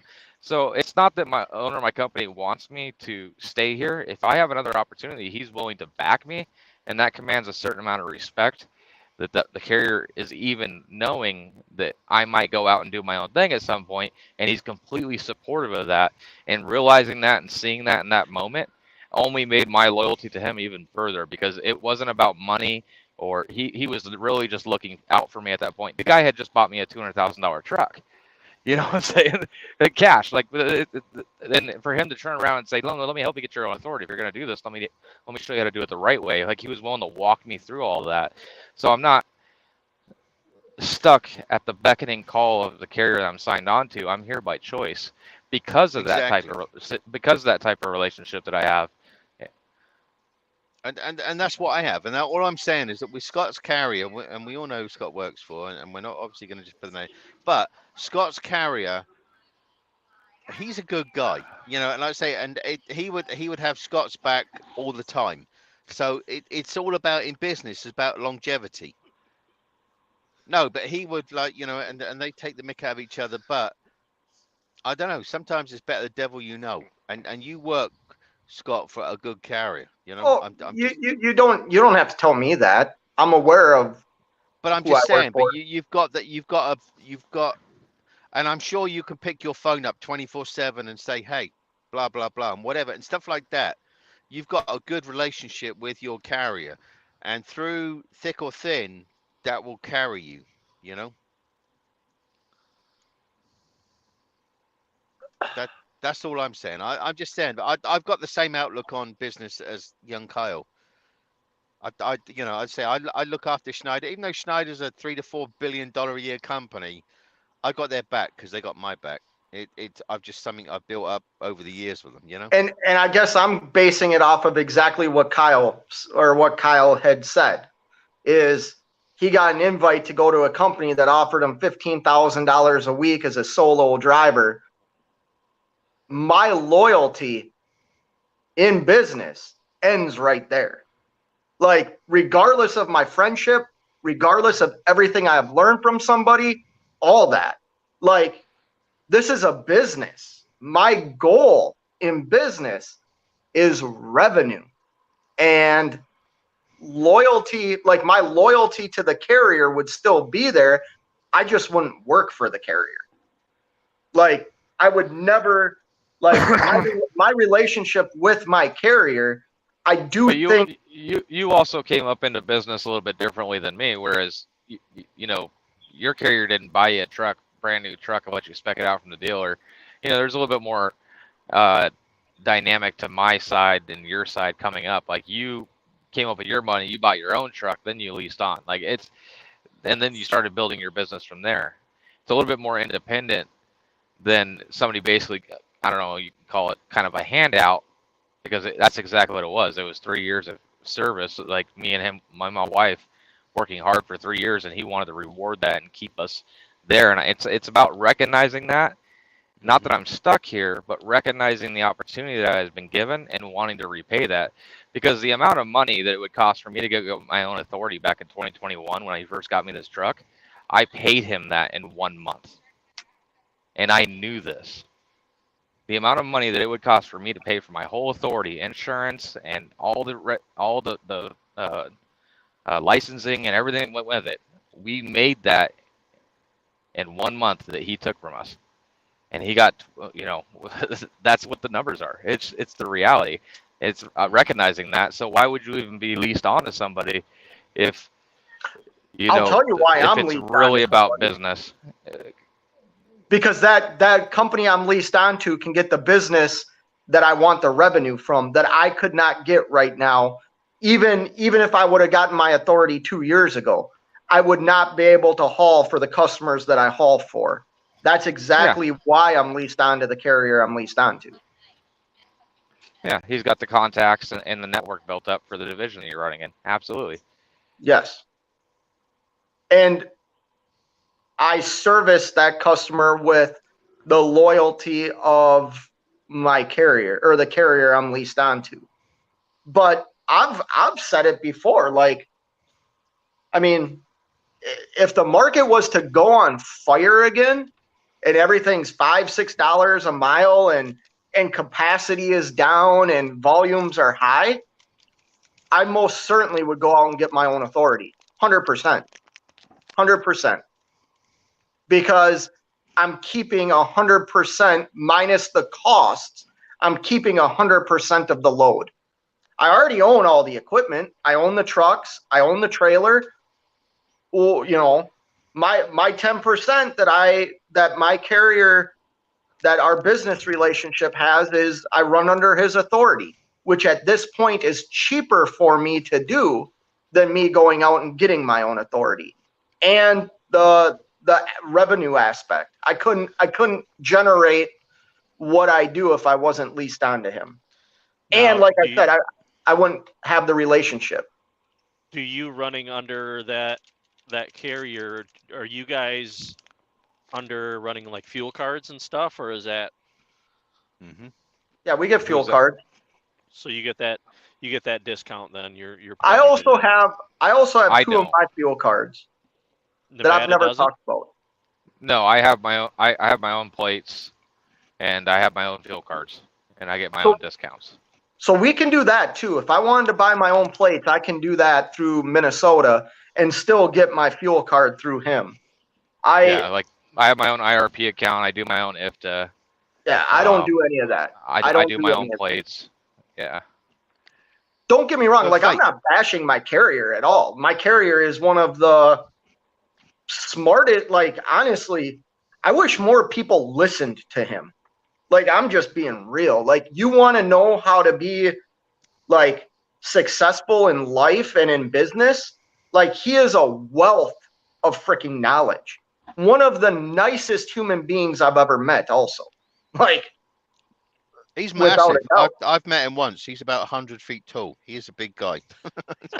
But with regard to what your carrier offers you with a fuel card compared to what you could get tomorrow, now obviously your carrier is based on volume because he's looking at whatever amount of contractors he has working for him. If you had your own fuel card, could you match what he's getting, what he's offering you, brother? There's times my fuel card is better than what the carrier's fuel card is. Okay. So I'll use my fuel card. I trip plan, guys, and that I talk about this too in my video. Like, part of the reason why I run the lanes I run is I know how much it's going to cost me to run that lane in fuel, in tolls, in parking, and I know the cheapest places to get fuel. Like, it's repetition. So, like, I know a certain part of the country that I run in, my fuel card gets a better discount than his. So I use my fuel card. And then other times his fuel card is just night and day between mine, One benefit to running the same lanes. I think it's huge, guys. And like I said, I think I'm different than some of my counterparts, some of my people that do this. I think if you run one lane for 9 months to a year, you learn everything about that lane. You learn the highs, you learn the lows, you know the seasons, you know everything. And it makes it that much easier because you're dealing with the exact same people, whether it's a broker or a customer that you typically. Sorry. Go ahead. No, I was just going to say you typically get what you want. It's a lot easier if I was to call, let's say it's Highway 80 broker, and I call the same lady or email the same lady every other week. She knows who I am. It's a lot easier for me. I mean, at times I don't even negotiate because the rate is exactly what she knows I would ask for. And that's just because I've ran the same lane. I've ran the same lane, guys, for 2 years. Like, yep. Running funny. that same lane though, have you run into it lately where you're starting to say that the brokers are starting to bring or whoever's starting to lower that rate? Have you had that argument under saying, hey, I just pull this, I've been pulling this lane for X amount of dollars? Have you had that conversation with them saying, why are you dropping the rate? Chaps, absolutely. I'm just dropping out for 60 seconds. I've got to respond to Schneider. So I'll be back in a minute. All right. Yeah. Yes. Even customers have dropped rates. I mean, reefer rate in like the last 2 weeks has dropped like 26%. I mean, astronomical. You know. What if I can ask? What kind of a response do you get from that? I don't. How do I say this? Like my conversations with the brokers, when I do have to speak to them, they're usually the same brokers, and like I don't really argue the rate, or they know what I'm going to ask for, and I'll always say I know the market's changing, and all they'll tell me is, like I said, the volume's down, the capacity's up, and this is all we have in it. You know what I mean? I don't get a direct answer from them, but I also listen. I've shared this. If I travel 250 to 300 miles in the area I'm in, it needs to be $1,000 to $1,250, right? I always say I want $1,350. I haul it for $1,250. If I go up into Massachusetts from New Jersey or Pennsylvania, I need $1,400. I got $1,399 last time. Like, they don't really hassle me because, like I said, they know that their product's going to get there on time. I have no problem running tracking. They just, I've done it for long enough. Now, I did have one broker that dropped a lane down to like $700. And I said, why did you drop it this much? And she did tell me because of how cutthroat this market has become with more brokers. And she's like, the brokers are driving down the rates to get the volume. Yeah, that's competing with the other brokers. Yes. Yep. Yes. So they're like some of these bigger brokerages can afford to not make as much on the load and haul it for 700, post it for 700 and not move on that. And that's $300 less than what they were paying a week ago. But they're not worried about that lane's profit. They're worried about the volume, because once they show that they can handle the volume, that only opens them up to more shippers, more customers.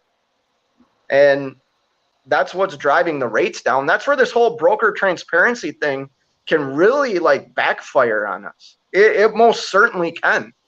None of us want to show a broker or somebody what our profit margin is.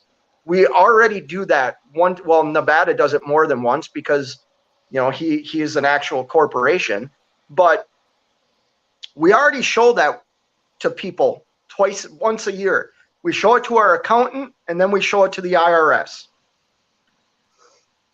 I'm not interested in showing it to anybody else. Mhm. You know, I've and gone like as far. I've gone as far as even negotiating with the brokers. If they're way low, I say, hey, I'd be straight up with them. I say, hey, here's my operating cost. It cost me this much to run this load. Can you make it to that? If not, I have to hang up. And they 9 times out of 10 they don't come up. So so they don't all even care because they're going to find somebody else who can do it for that. they will. And here's the thing. I know who my competitor is, right? And I made this point before.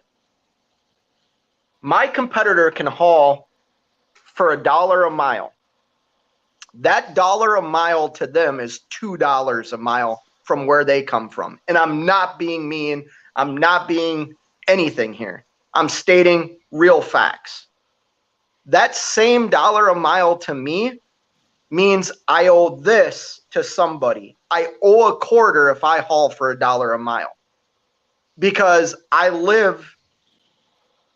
because of where I live geographically. I'm not just talking about Minnesota, I'm talking about the United States. Our inflation is through the freaking roof and everything is so damn expensive now. So any dollar we make isn't what it once was. Well, imagine if you live in a place where $1 feeds your family for the next 2 days. You can haul for $1. Absolutely. Can I just say something, Scott? You did, which just pricked my mind. You said that prices have gone down by 26%. Where did you get that figure from? Down. Go check DAT Market Watch. All I'm saying that seems to be what's happening on contract freight. When I've looked at different areas and stuff, I'm seeing stuff coming down by that sort of discount. So that's my argument: is are we before you guys or are we after you guys? No, yeah, because the spot You're going to market be is the after spillover. Rates like Nevada said earlier, he started seeing the rates go down February a year ago. Right. And they've consistently they did plateau there for a little bit and we got a good reduction in fuel costs. And what I thought, hey man, maybe if this is the bad time, this isn't that bad. Right. Well, now they've dropped even more. Where now we're seeing it in contract freight. A year later, they come back to us and they're like, hey, if they put it on the spot market, everybody thinks that, the contract freight, if they put it on the spot market, we're going to be able to gouge them because they need it moved. That's not the case. That freight's actually being moved for less than what the contracted rate is. It hasn't been a 20% cut in rate, but it's going down. It has to. It's got to somewhat match what's going on in the spot market. And I don't think it's done yet. Yeah, see, because I have there's another tanker driver that me and him started at the same time, 8 years ago, and there's one other guy that was a contractor who started 8 months ago that has always listened to me and my mate of how we do stuff, and we always we talk on a daily basis, have you seen the freight in this area? Even though we're not in those areas, we look after each other, and we just do, we just tell each other about different freight lines and what's coming. And it's one thing that you just said though, that it's I always tell people, if you're going to get into and this I'm talking about this specific industry, tanker driving, is know your trade. As a reefer driver, where the work is, what the rates are, and stuff like that. You see, because you know your business, and that's what I tell tanker drivers. Each lane, you've got to understand how things operate, and I will put myself into areas that is almost dead at the time because I know something is going to come up, and that's how you have to understand your business, and that's a major part of it. Is say you understand. That was a big struggle for me, understanding the lanes, because I started dispatching and booking my own loads and trying to learn how to build a triangle and build a lane, and, the consistency like you guys were talking about earlier. and just the volatility of the market made that so hard to understand. Like and I had brokers too. Like when I called them, they knew what I wanted. They're like, oh, you're at this rate, meet me here. Okay, we're good to go. Like he already knew what I was coming up a little bit above where I wanted to be at, and he knew what my number was. But I just got into it, and I think the stress level of trying to argue with so many brokers, and then like getting messed up with my rhythm. But like I found myself getting stuck in ruts because I would refuse to move for a certain rate, and then I'd find myself there the next day, and then towards the end of the day I'm doing the same thing, and then I started thinking, well, fuck, I just lost a day and a half here, and I should have just picked it up the first day. You know what I'm saying? And that really bothered me, because once you start looking at the rate you end up getting, and then the time factor of what it took to get that, that really messes with your psyche when you're calling brokers. And because 100% of every load that I did, I talked to somebody. Like I have never done a click and go or contract. I have never had any establishment like that. Like everything I was doing was by the phone, negotiating a rate, learning that booking ahead, how important that was, and then mastering that alone in a market this volatile. It's like trying to beat a video game on Insane, you know? Right, and see, and that's how it's like when I watch you guys. It's our life is very simple over here. We look on this big load board, and it tells us exactly what you're going to get paid, what's involved, and blah blah blah. It's so simple, and you can like. I always book myself out like 7 to 10 days ahead. My life is so simple, and people say, "Oh God, you know, it's got to be difficult." No, it's not. And when I listen to somebody like you, like yourself, Carl, because obviously you're looking at low board, you got to work out a deal and blah blah. I don't. I just pick that load, boom, it's done. It's so simple. So it's being a lot of you guys. It's got to be strenuous, you know. For me, life is simple. It is so simple compared to what you guys put up with, you know. No, my life's simple too, Britt. I don't think I've come across the wrong way, and I'll say this again. I haul like 75% contracted freight. So like when I get home, I contact 3 customers that I deal with and say, what do you have available? This is when I'm thinking of leaving. I get a text or an email. I pick the load I want. And then from there, when I when I leave my house on like a Monday, I have everything already planned out, even for my return, which is like 7 or 8 days after I've already left my house. So like I might get on the spot market for 1 or 2 days. And when I say get on the spot market, I literally text the brokers or email brokers that I've hauled hundreds of loads from and don't really open up the DAP board. I open it up to see, I'll be honest, to see how much better I'm doing in the market, what the market's offering. You know what I mean? But see, I don't even get that. I don't have any odd days that I need to talk to anybody. It's just, I want that load. Pick it, done. I dispatch myself. It's that simple. Couple of minutes, boom. I don't have to, like I say, if you're booking off the spot, if you guys ever try to book yourself 100% off the spot, and if you ever do go get your own authority, Scott, you'll come to find this, because that's what it starts out as. Oh yeah, and you're only working with unless you got a couple of the customers that you're with now kind of say, hey, yeah, we're willing to work with you, and your carrier is cool with that as well. That would be a different story, which I'm sure is definitely possible. But other than that, like going from like dispatching myself 100% of the time to like going back to letting them dispatch me, there's a lot of things my carrier can do that I can't do too, like high value loads. They basically just told me that you can't do that.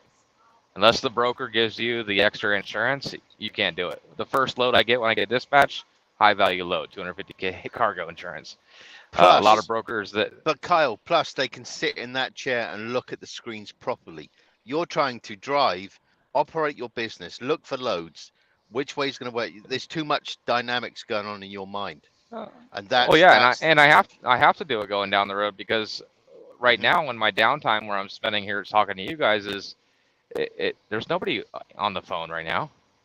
Right. And then when I do call these guys at this time of night, like unless it's an emergency load, and I'm ready to pick it up right away, which that's where I'd make a lot of good money. But other than those cases individually, like these are after hours guy, and whatever rate they have it posted for on the spot is they're only allowed to go up like $100 or $200.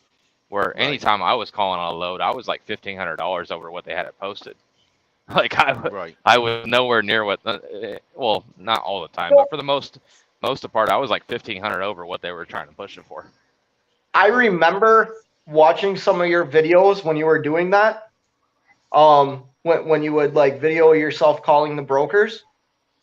I got so much criticism for that, and people were calling me stupid, and I was like, dude, I'm showing you guys like I don't know what the hell I'm doing, and I couldn't like I've never sold a thing in my life, and I'm sitting there getting so much criticism for it that I couldn't even focus on. I was like, look, I can't make videos of this because I need to focus on learning this, and if I'm going to be criticized the whole way, I'll never learn it. So I stopped recording it.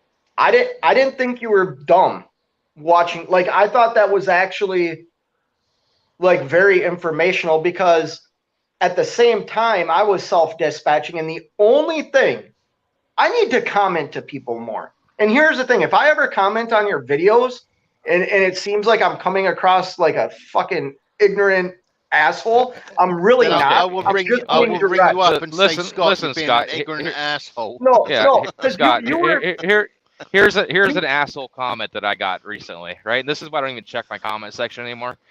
I knew from the day that you bought a 389 and wanted to pull a dry van that you would never make it. I'm sitting and when I read a comment like that, I have to put it in my own voice and read it back to myself, and that is so negative. Like hearing yourself repeat those things back to yourself. Kyle, that's just a keyboard warrior. That is just. I would never say something like that. But I remember you trying to book loads in a market that I am super familiar with, and I was like, man, he is like. This is where it comes into knowing your lanes. Like you were so far above like what the lane average was. Not even the lane average, like a reasonable rate. Because the lane average isn't always a reasonable rate. But like you were so far above the like an acceptable rate that I was like, man, I should call him. I should talk to him. Like, because you couldn't. I remember where you were, and I'm like, he can make money.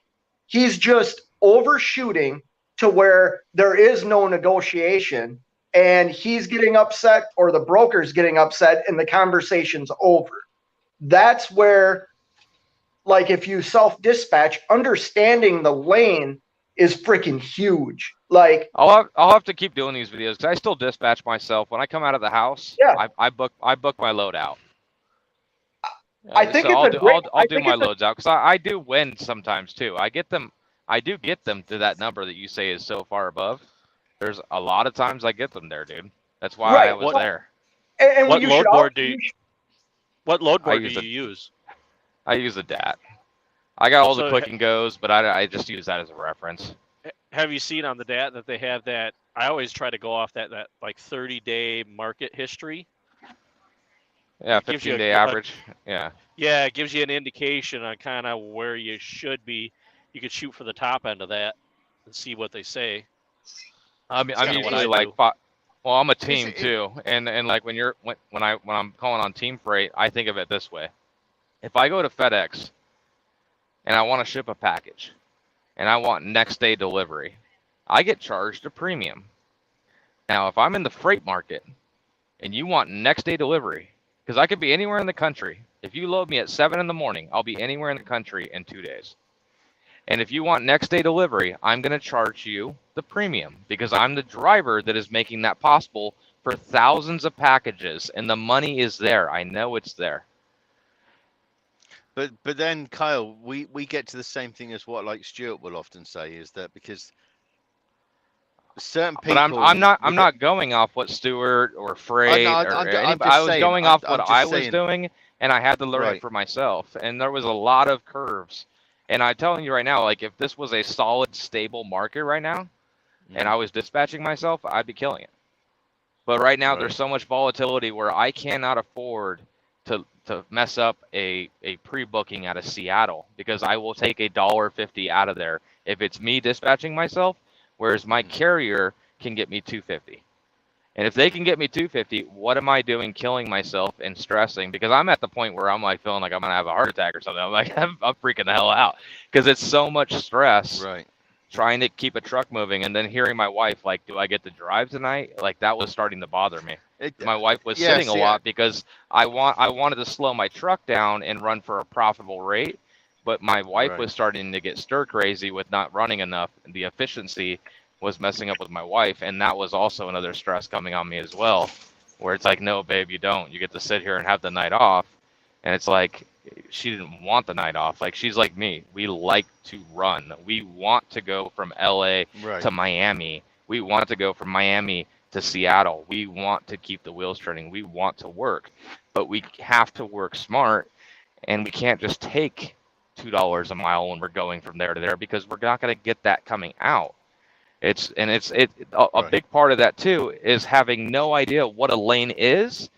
Not only that, only knowing what the lanes are from 2021 market numbers as a reference, and then trying to just guess what normality is, what a reasonable rate is, having no idea what that is, and looking at a 15-day average that hasn't been pulled in 3 months, sometimes was 2021 rates, and I'm sitting there thinking I should get something, having no idea that, hey, this was a solid rate, and you should have took that and gone, and that would have kept the efficiency and the wheels turning, and I would have known that. But I had no reference, no other than what I've seen from 2021, which is skewed rates, because I paid really close attention to what, first off, what things cost before I even bought a truck, right?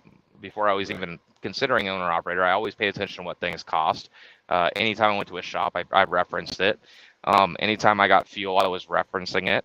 I was running numbers, doing analytics on what the profit margins were, without knowing what the actual load paid, but knowing what the cost was to run that, at least, right? And then looking at our pay and then figuring that in too. Yeah. There's so many things that go into a business in trucking, and that's why businesses in trucking, they don't last more than 2 years. There's just so many things at the same time that you have to find a healthy balance to migrate Okay, through. It's very intriguing. As a contractor like me working for a big mega, is the DAT board the place to be, and why is it the place to be? No. No, it's the leftovers. Not right now. Not right now. It's not the place to be. Okay, Like, yeah. On the but hype, they keep like in advertising it. 2021, They keep advertising that the 2021 DAT is the greatest, and it tells well, you the the DAT, 15-day average and stuff the like DAT, that. the truck stop. I mean, out of all the load boards, in my opinion, the DAT's the best. It's got the most information, the most tools, depending on what level you're at, as far as load board goes. Because I've looked at Truck Smarter, it's garbage. It's nothing. I've looked at DAT, 123 DAT you load have to board. pay There's for. not enough Don't- volume. DAT, don't you have to pay for that, or not have to pay for it? yeah, you pay for it. Yeah, you pay for all of them. And truck stop, I mean, there's so many different ones. But as far as load boards go, I would say DAT. If you're looking for spot market rate loads, then yeah, DAT, in my opinion, is the place to go. Okay, but also I've seen DIY bring it up, that you have these like almost like these ghost companies you deal with. I can't remember what you class them as. Okay, so yeah, that's another thing that's a big thing where I wanted to dispatch myself, because I would look at a load coming out of LA going to Jersey for $10,000, but then they would book me, and like I would look at the free load board, because anybody could download that and look at loads. It just doesn't show you all the information when you have the subscription. And I would see a load going from the same place I'm picking up to Jersey for $10K, and I'm like, why am I doing this for $6,500? It makes no sense. So when I actually dispatched myself, I realized that broker that was posting it for $10K had a bad credit score and could not be factored. So basically, it's not even a real load. So the loads that they were booking me was with factorable brokers that could be factored. They got a credit score. They're going to pay you. You know, it's a real load. Well, Whereas the one for $10K is basically you're taking a risk, because it's going to say no factor, and you're kind of gambling if they're going to pay you or not. So I think another thing you were trying to say, Britt, is like, I get loads that never see a DAP board, never see a load board, never see like the average like person couldn't just go pick that load up. So there are other loads. It's not some secret or anything like that. It's 3PL companies. It's all kinds of things that don't Okay, ever what's use. what's the 3PL? It's a company that handles all of the customers. Like what's the word I'm looking for? Logistics. It can even be warehousing. It can be cross dock facilities. It can be all kinds of things. So a 3PL is a middleman. Is that what you're saying? It's a company that handles another company's logistics.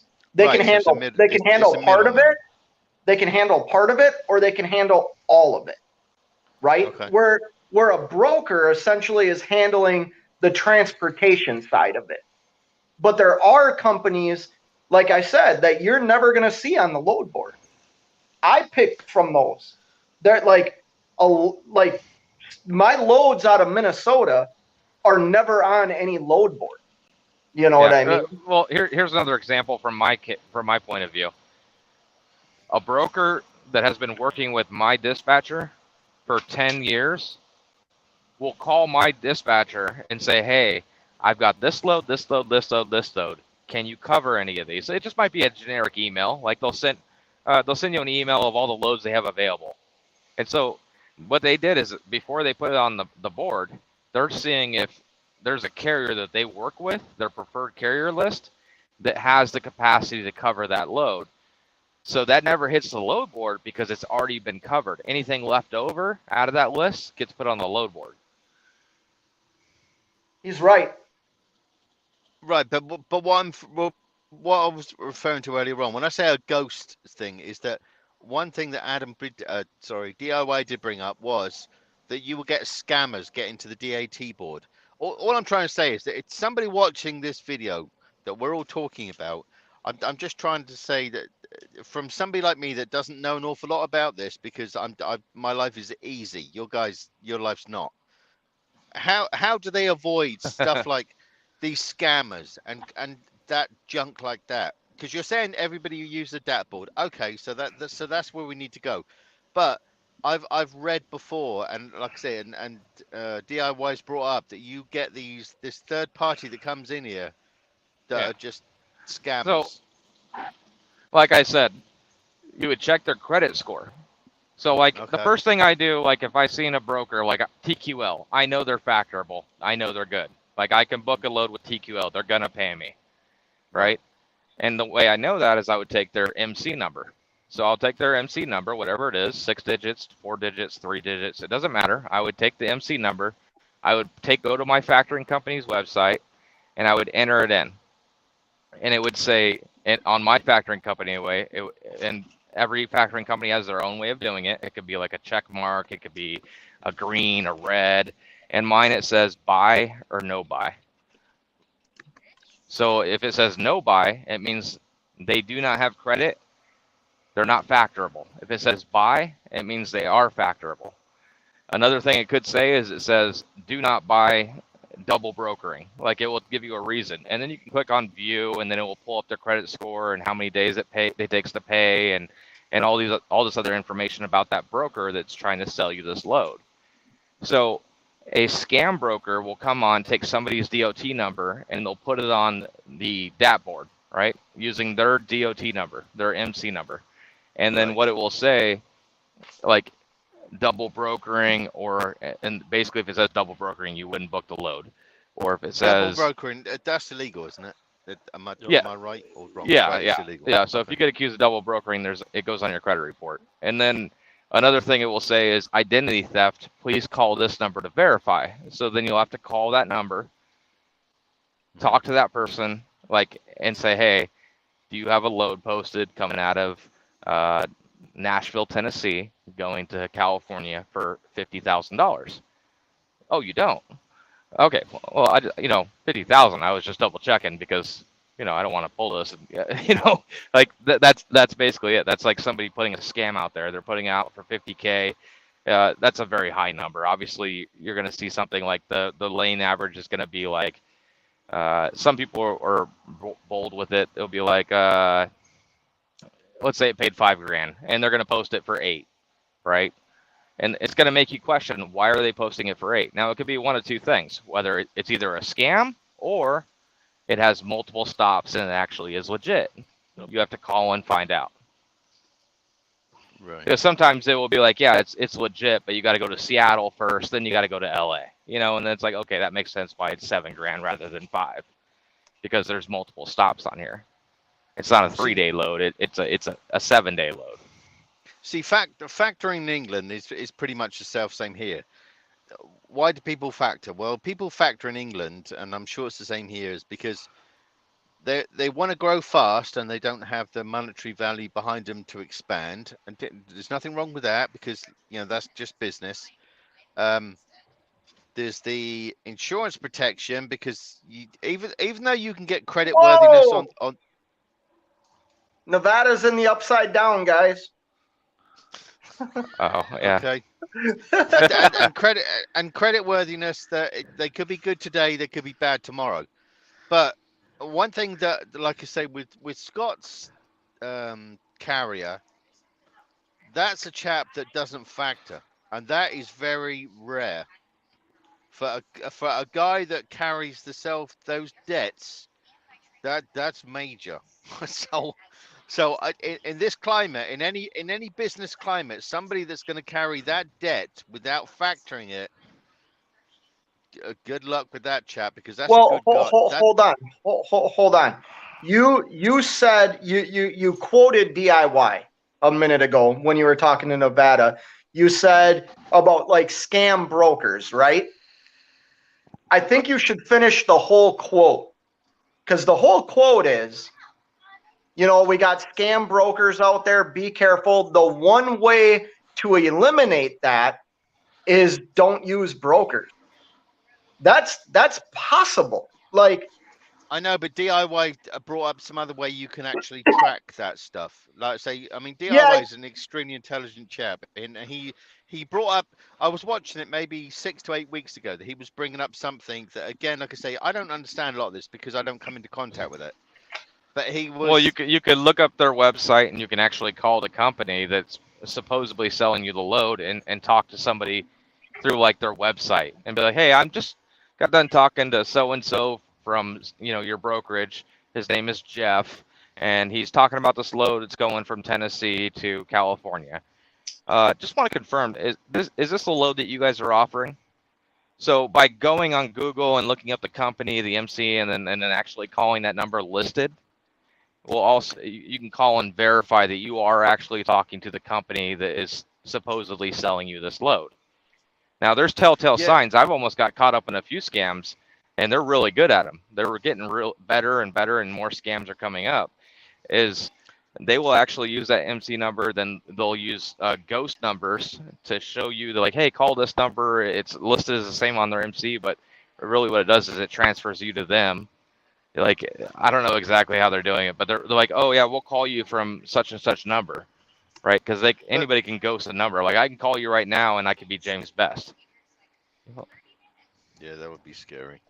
Or like imagine your phone ring and it said James Best is calling you, and then I picked up. Like, that's something that's real. That's a reality. But there was something else that DIY did bring up, is that even though it could be classed as like factorable and stuff like that, I stand corrected if I'm wording this wrong, but you can go after their bond or something. Yes.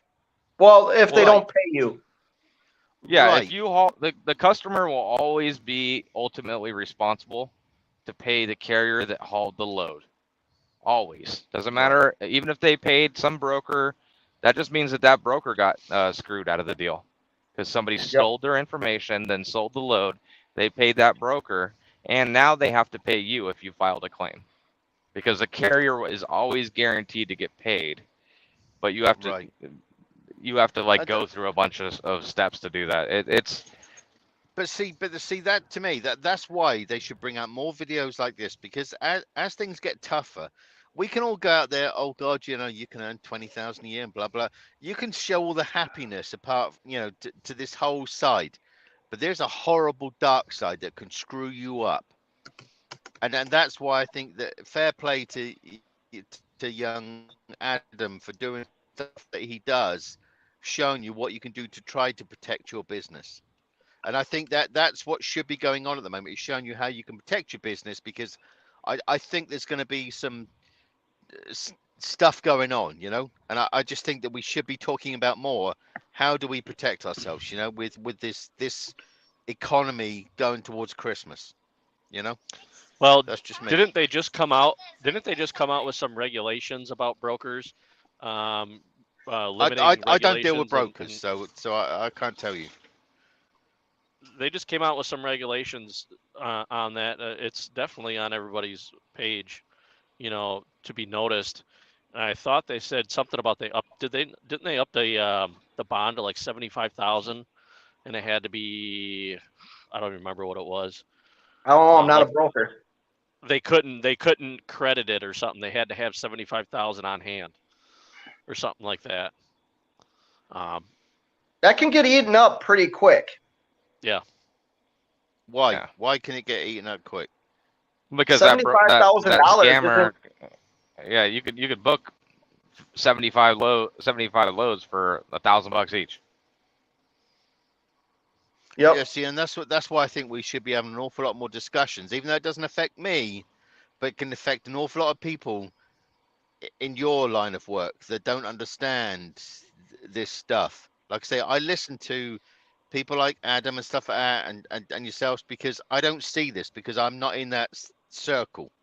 I'm absolutely fully protected with Schneider.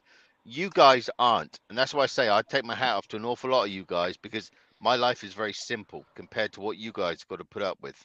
I don't have to put up with that crap. I think that's just a conversation that we should be talking about an awful lot of the time, you know? Can I answer a quick question that's in here? Yep. Hollywood asked a question. What's the best way to get contracted freight? The way I did it was I started picking up freight from off like this broker that I worked with at this same facility.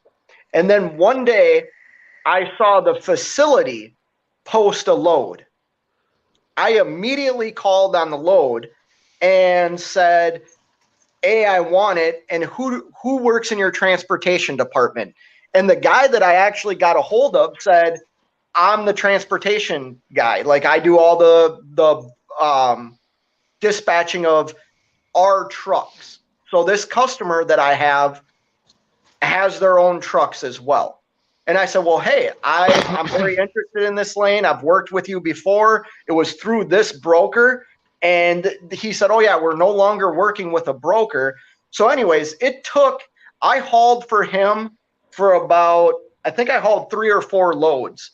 And then I continued to email him, continued to talk to him, to where I started asking questions about being a contracted freight, like getting contracted freight through him.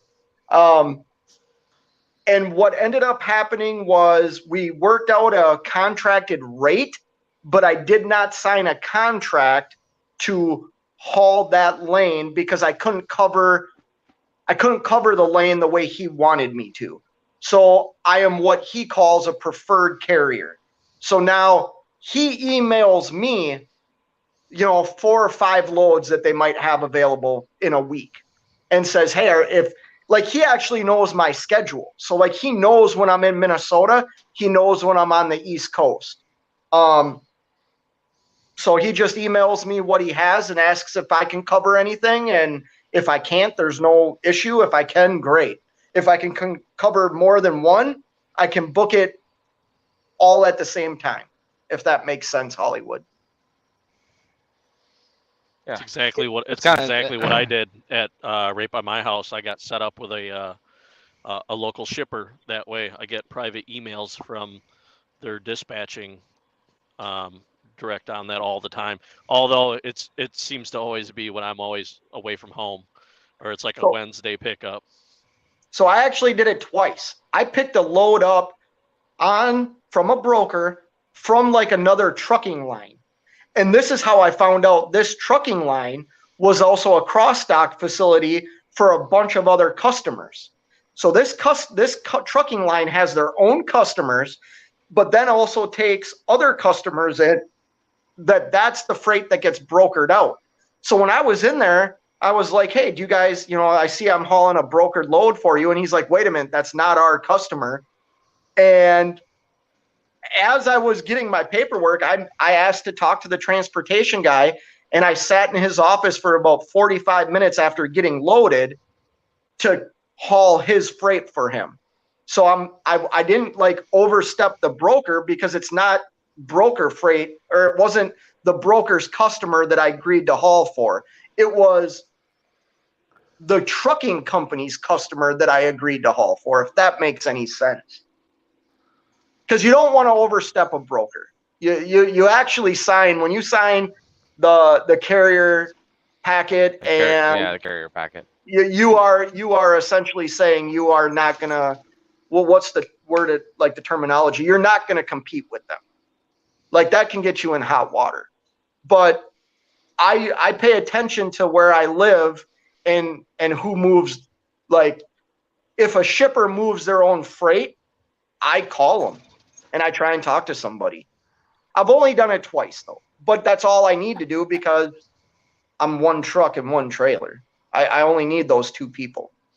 Well, you're only one trailer now. Nice. Well, you're hold on now. You're no truck, handbags are one coming out. no truck, one trailer. Can I say something, right? No, so obviously we know a lot of our backgrounds. I'm just a contract tanker driver. Young Kyle is like a contractor to his carrier in he's Nevada, and young Fate is generally driving, but he's that hobby he's that double hobby trucker driver. Anyway, so cents per mile. What do you do and what do you bring to the table? I'm just curious to know. Well, I have solid internet connection, as you can tell. Yeah. Tell them about your British roots. So I'm flatbed out Minnesota. It's a mom and pop operation, but they've got about 80 trucks. So 80. Yep. Okay. Yeah. So, and it's a mix of company drivers, owner operators, leased on drivers, and so like I said, we do. It's not really contract freight; it's just customer freight coming out of Minnesota, going all over spot market back. So are you a company driver or a leased on operator or a contractor or whatever? This truck here is a lease purchase. Okay. And do you dispatch yourselves or they dispatch you over those 7-day period or whatever? I have a dedicated dispatcher, but I have the ability, I can dispatch any load I want anytime. I could self-dispatch. When my dispatcher goes on vacation, that's my number one thing to do. They have a habit of posting my truck for availability on the load board instead of calling brokers. That's what Nevada did. I do know that Nevada posted. I've heard that terminology where he's posted his truck in a certain area at the time. Yep, you can post it so that way if a broker's looking for a truck and they can. But I'm usually that's more. That's one thing I learned that kind of doesn't work out when you're in a market that is oversaturated. The more people that post actually makes it worse for you when you're calling because they see all these posted trucks. Yep, and the one thing I keep telling them is a broker's not calling you because they have an awesome load. A broker's calling you because they can't get somebody to move it. Right. So they're going to see if you can move it. So you're better off to be out there headhunting, Well, calling and saying, yeah. Hey. The only thing is, though, as a team, it sometimes is a must-have, and that's where I kind of had a little leverage on sometimes posting, but it really depended. What I found out is it depended on the volume of the market that I was in. Yep. So cents per mile. When you're that person you have that dispatches you, you obviously pay them a percentage out of whatever you earn. I'm assuming. No, those are company dispatchers. Okay, so you don't pay for that privilege. That's just an add-on that is a part of. Okay, well that's pretty good actually. You could probably say, yeah, kind of I do, because the company gets a percentage of the loads, right? So Right, but you see a fixed cost coming your way for that specific load. You know, you don't see the rest of it. right, I see a certain percentage of each load. The carrier gets their little cut off the top, and I'm sure that Right. covers part of that. But Real quick, there's another great comment in here that I should have specified on this. If only I had a brain, commented Hollywood. Don't be afraid. You don't always have to go to the shipper to get direct. I've found more direct freight going to the receiver. He's absolutely right. One contract that I don't haul for anymore was done from the receiver. I walked into the receiving office and actually saw a little pamphlet that said the receiver was looking for owner operators. And basically what it turned out being is I would bring all their inbound freight in. So he's absolutely right. If I only had a brain. I thought you wanted to talk about Stuart the Hobby Truckers as he's back soliciting. Stuart, boom, Yeah. fellow Brett, get in here. Oh god, he wants to even out the odds. Here. Oh, Yeah. so did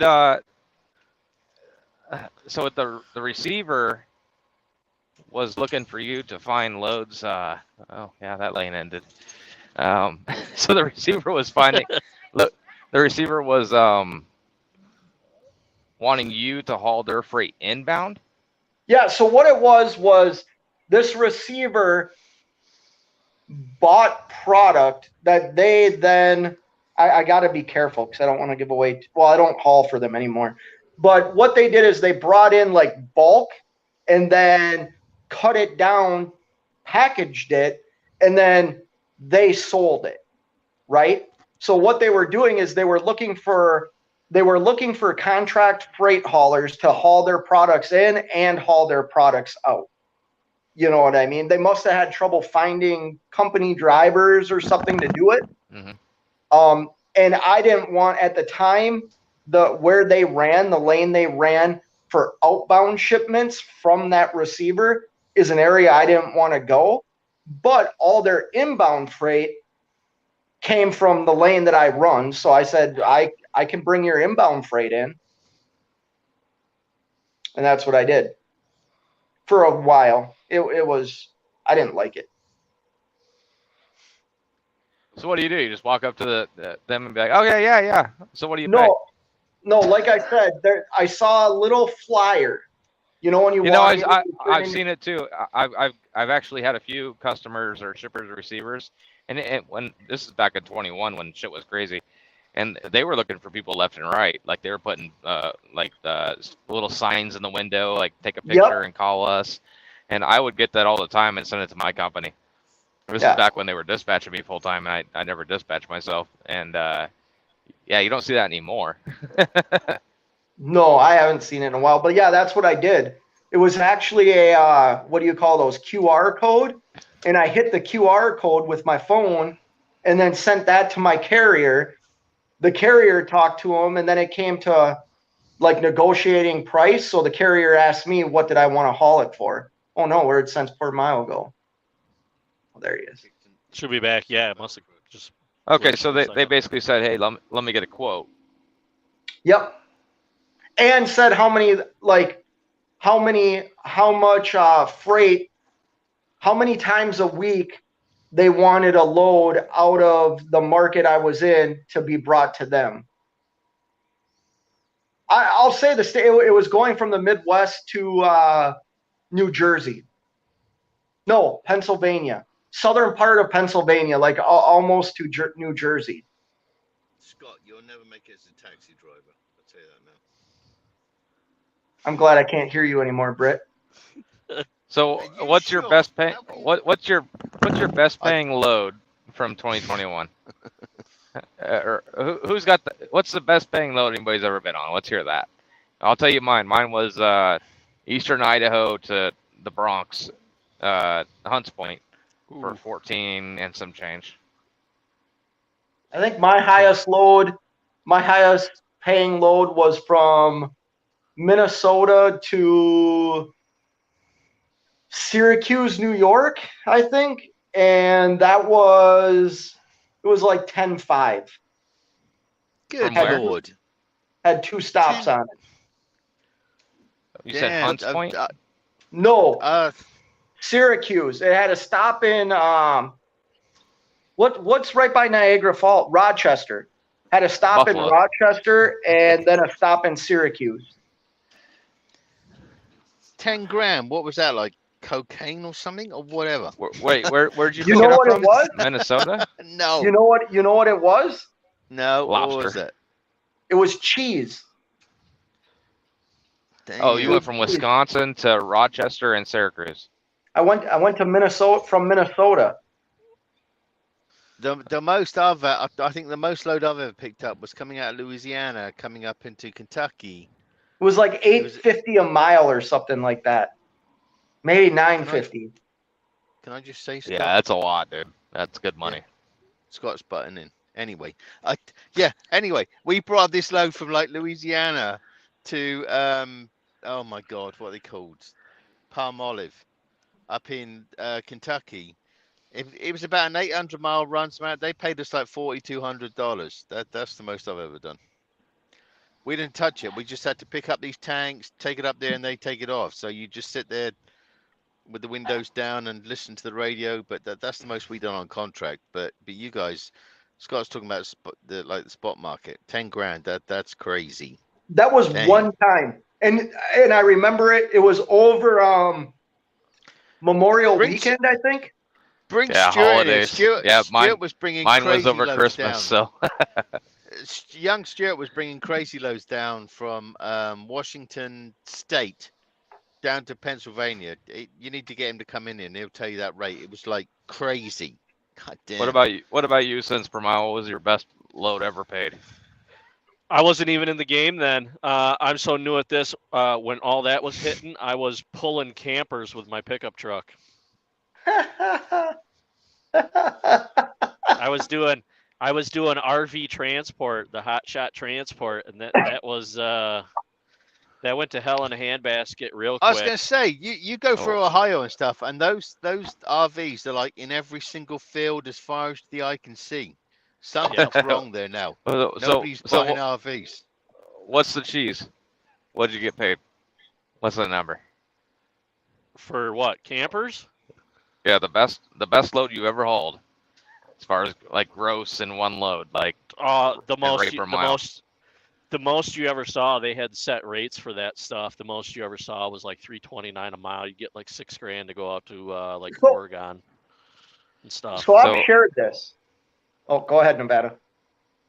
No, so that was $6 grand from where to where? Indiana to Oregon. That's your best load ever? For hauling campers, yeah. No, I'm talking like overall. Like, what's the best load? It doesn't matter if you're sitting there on a trike and fucking pulling something behind you. What's the best you ever got paid on a load ever? Even ever? As a flatbedder. Flatbedder. It doesn't matter what. Oversized doesn't matter. What's the biggest haul you've ever had that you're like, hey, that was my best paying load ever? The biggest haul I've ever had was when I did heavy haul, but I was a salary driver at that point when I was company. No, I'm talking about you getting paid. It doesn't count. You got to take the cheese. Oh, I got to take the cheese. That sounds so weird. What is with you guys? Well, it doesn't count if you didn't actually make the money. I mean, it's like, yeah, I worked for like a Boeing Air and Space, and I delivered Lego kit to Mars. So far since I've gotten in this rig, it would have been Minnesota to, the fuck was it? It was right around this area where I'm at now, and that was paying $5,300. So it's like a little over $5 a mile. Yeah. Like 520 or something like that. Nothing crazy. Yeah, see, our average load at the moment is probably about $3 to $4. I was looking at a load the other day; it was $10, but our average is about $3 to $4 a mile on chemical. I don't know what it's like for the rest of And- you guys, but that's And where we're and at. you're working off a private board, correct? Right. Off of Schneider's Schneider. load board, you know. Do you have the ability to come to the spot market? No. You Well, don't. see, Schneider's got 3 different divisions. You got company guys, you got contractors like me, but then they also have this third place where spot market guys can actually deal direct with Schneider. Schneider's got Okay. its fingers in everything. Who dealt with Schneider the other day? Shannon. Holy If you crap. watch Young Shannon, but Young Shannon's just moved to another carrier, but she could deal. Was it Shannon? No, Stuart. Stuart dealt with Schneider. He can pick loads off of our. I'm trying to think what they called it. There's some other name, but Schneider does have these variations of how you deal with them. But Stuart was dealing with their contract side and picked up a trailer from our Indianapolis yard the other day. So Stewart posted what he did. He used to go from Eastern Washington, Yakima. Am I pronouncing that right? Yakima area with a stop Yakima. with a stop in Chicago and a final stop in Pittsburgh, Pennsylvania for $17,000. boom. That That's how we guys do it. That is crazy. I wasn't going to say the Yeah. price, but that's down to Stuart. You know. Yeah, Stuart's a bigger tart than I am. He'll absolutely go where the money is. So Well, that took the biggest on the gross because mine was second biggest at 14 and some change. I know. Yeah. Stuart's got a lot of stuff 17. going on Yeah. there. Yeah. Stuart's the, WCF says it's the freight power board. Is that what you're talking about? That's it, freight power. Yeah, the power board. And I think Yep. Stuart picked a load because Stuart sent me a picture the other day, and I thought he'd come and work for us guys. He sent me a picture a little while back. It's showing a Schneider trailer, and I'm thinking, stuff me, he's coming to work over here now on the dry van. But no, he's a contractor, but he deals with that freight power side. So, which is a third type of thing with Schneider. Nice. Oh, they're gonna say because his rates. 'Cause I was like, oh yeah, that's normal. Yeah, you see in No. mid 3s. Yeah, okay, yeah, no. Stuart's like me though. Stuart will work his ass off, and we just go. I think I don't know. We just do what we got to do, you know. there's ways to still make very good income Mm. in this market. You just have to be you have to think outside the traditional box. You know what I mean? What is a traditional box to you though? The problem is, but like me and Stuart, we've had this discussion. Now we feel, and I'm saying we feel because then Stuart can take half the heat from it, the half the heat for this. So that we feel that you've got a little bit of different attitude towards work and what you want to do and what you don't want to do and stuff like that. Am I right or not? Yeah, he doesn't want to go out west. Do you want to know why I don't want to go out west? I don't Right, have okay. I don't have connections out there. I could take a load from Minnesota out west and make $5,000, $4,500, and then what do I do when I get out there? I don't have any connections out there. So then I'm relying on the DAT load board or something like that. What's The- I don't I know ro- refrigerator very well, but what when Salina picks up and Yuma, Arizona, what's that season called? I wouldn't You want know. I refrigerator, you don't should run. know this. There's I don't run that area. I know nothing about that area. I literally have ran the same lane, guys, for like I run from the Midwest out to the East Coast. When I get out to the East Coast, I hit like my area Have you of traveled all expertise. 48? Have you driven No. a truck in all 48 states? No. What states haven't you? Arizona, Nevada, anything like California, Washington, Oregon, Montana. Oh, dude, you need to make it a fucking mission to come out west and just hit those states. Even don't think about the money. Just think about like the you got to knock it off the list. I know you don't think like me. Just do it. I'm telling you just to do it, dude. And I see you shaking your head. You got to do it, man. I'm shaking my head because that's what you're saying is right. But do it at the Right. right time. Like But so hold on. Salina, California, and Yuma, Arizona, they Hold- both have hold- hold- seasons hold- for like hold on, produce hold that you on. need to come out and hit. So I am going. I shouldn't share this, but screw it. We have a family trip planned to National Glacier Park in Montana, right? So me seeing that part of the country, I want to do it with my family. I don't want to drive out there. I don't want to drive out please there. do a video because I've always wanted to go up there and I haven't done it like in a personal trip. It So, looks like- so freaking cool on satellite Google Maps. Like that park is like something you get lost in for like a month. Yeah. It's way better in Death Valley. I would rather kind of like when I went to Vegas. You know, that was the first time I went to Vegas back in December. I want to see that stuff not driving 65, 70 miles an hour because, like I shared with you before, I get envious when I hear about you and your wife swimming in the ocean in San Diego. I don't do that kind of stuff. Well, you got to park the truck and say we'll deliver it on Thursday. It don't matter. Like it does to me because I don't want to miss a day. Like, bro, we're just different in that regard. That's lost revenue. That's lost revenue to me. And if I'm away from my family, I'm away Listen, from Nevada. Scott, Nevada. Scott, do me a big favor. Do me a big favor real quick. Take a big breath, but don't stop. And then take another breath on top of that breath. And just take it all in, brother. I'm telling you, breathe. Like, take a breath on top of a breath. Like, you got to learn to stop and soak it up sometimes, dude. You're in a truck with, this is getting so cheesy. You are in the truck. You are in the truck. In a Peterbilt if we want to get right. So no, you're in the truck with a person that you've chosen to share your life with. So, like, I see why you two stop and do stuff.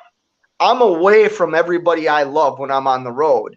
I don't want to stop and see anything because that's one less day or hour before I get home to be around the people I want to be around.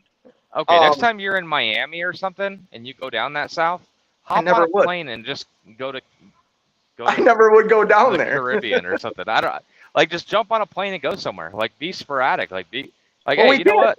This is a 34-hour reset, and I can't deliver until Monday. I got 48 hours on this. Spontaneous, not sporadic. Spontaneous. I do that all the time. I understand you wrote the language, but we perfected it. So just sit back and as James Best would say, look cute. Oh, bollocks. Hold on, Nevada. Yeah. Nevada. He dropped his trailer. He was going to see John Wick, and you see what happened.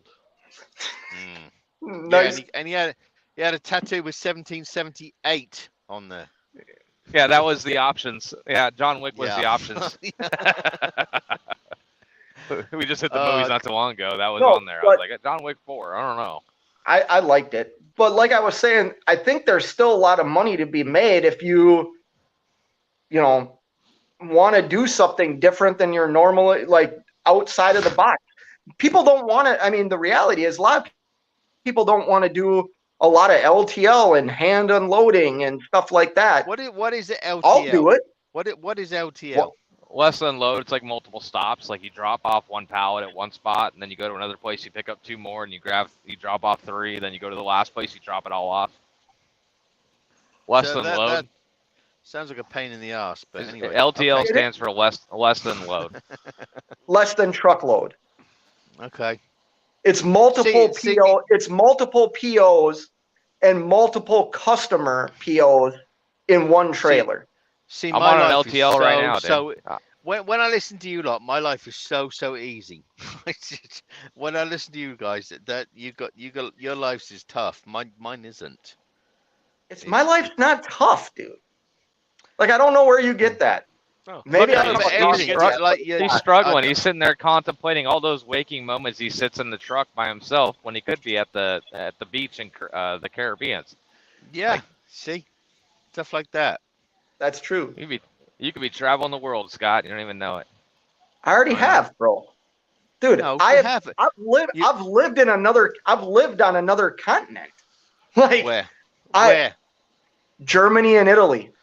Germany. We don't even like Germany in England. So anyway, Oh. so we're not even going to go with that. Anything else? Yeah. Have you been to like anywhere else like nice, like England? Have you I been have to never England? I've never been to England. I have been to. You're not gonna like this either. So I've been to Germany. The closest you're gonna Austria. get, Brett, he was on the hockey team, okay? And Canada is still a province that also 17, you could call it 1778, got their independence. So Kyle, do we need to go out to breakfast with a pen and paper and start writing down numbers? So. oh, I'm sorry, they mainly speak French in Canada. I got it wrong. My Oh, bad. bloody hell, the bloody frogs. No, we're not into the frogs. That's the bloody Quebec people, whatever. So, I mean, anyway. you could say if you've been to Germany, it's all the same over there. Mm. You've been all over. Yeah. Were you in the army, Scott?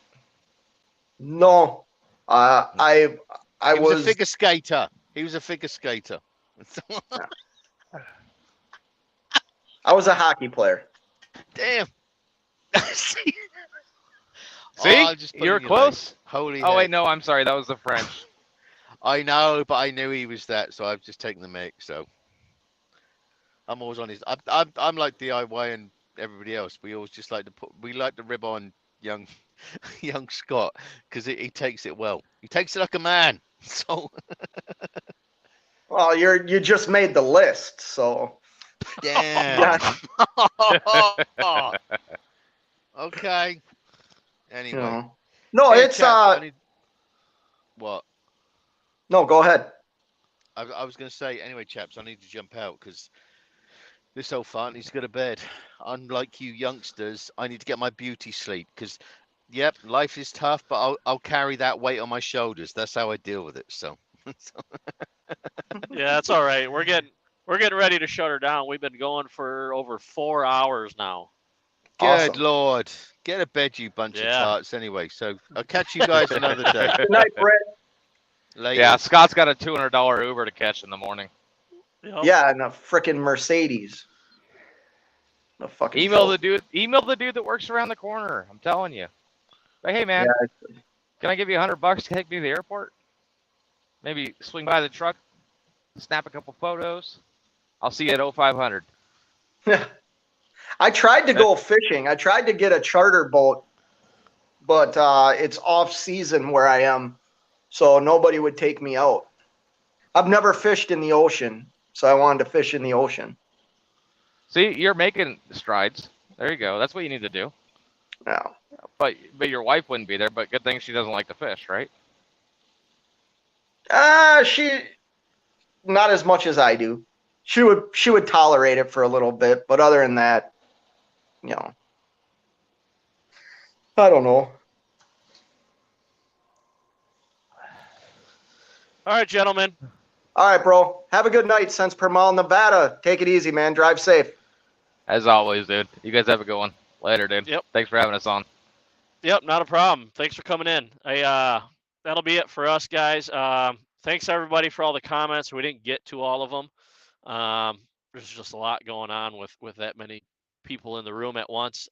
So thanks to Jerome Jones, WCF Invader for coming on.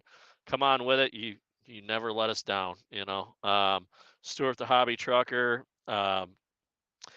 Fate, Pneumatic Brit, Nevada Truck and Trails. If you haven't checked them guys out, check them out. And that'll be it for tonight. And I'll catch you guys on the next one.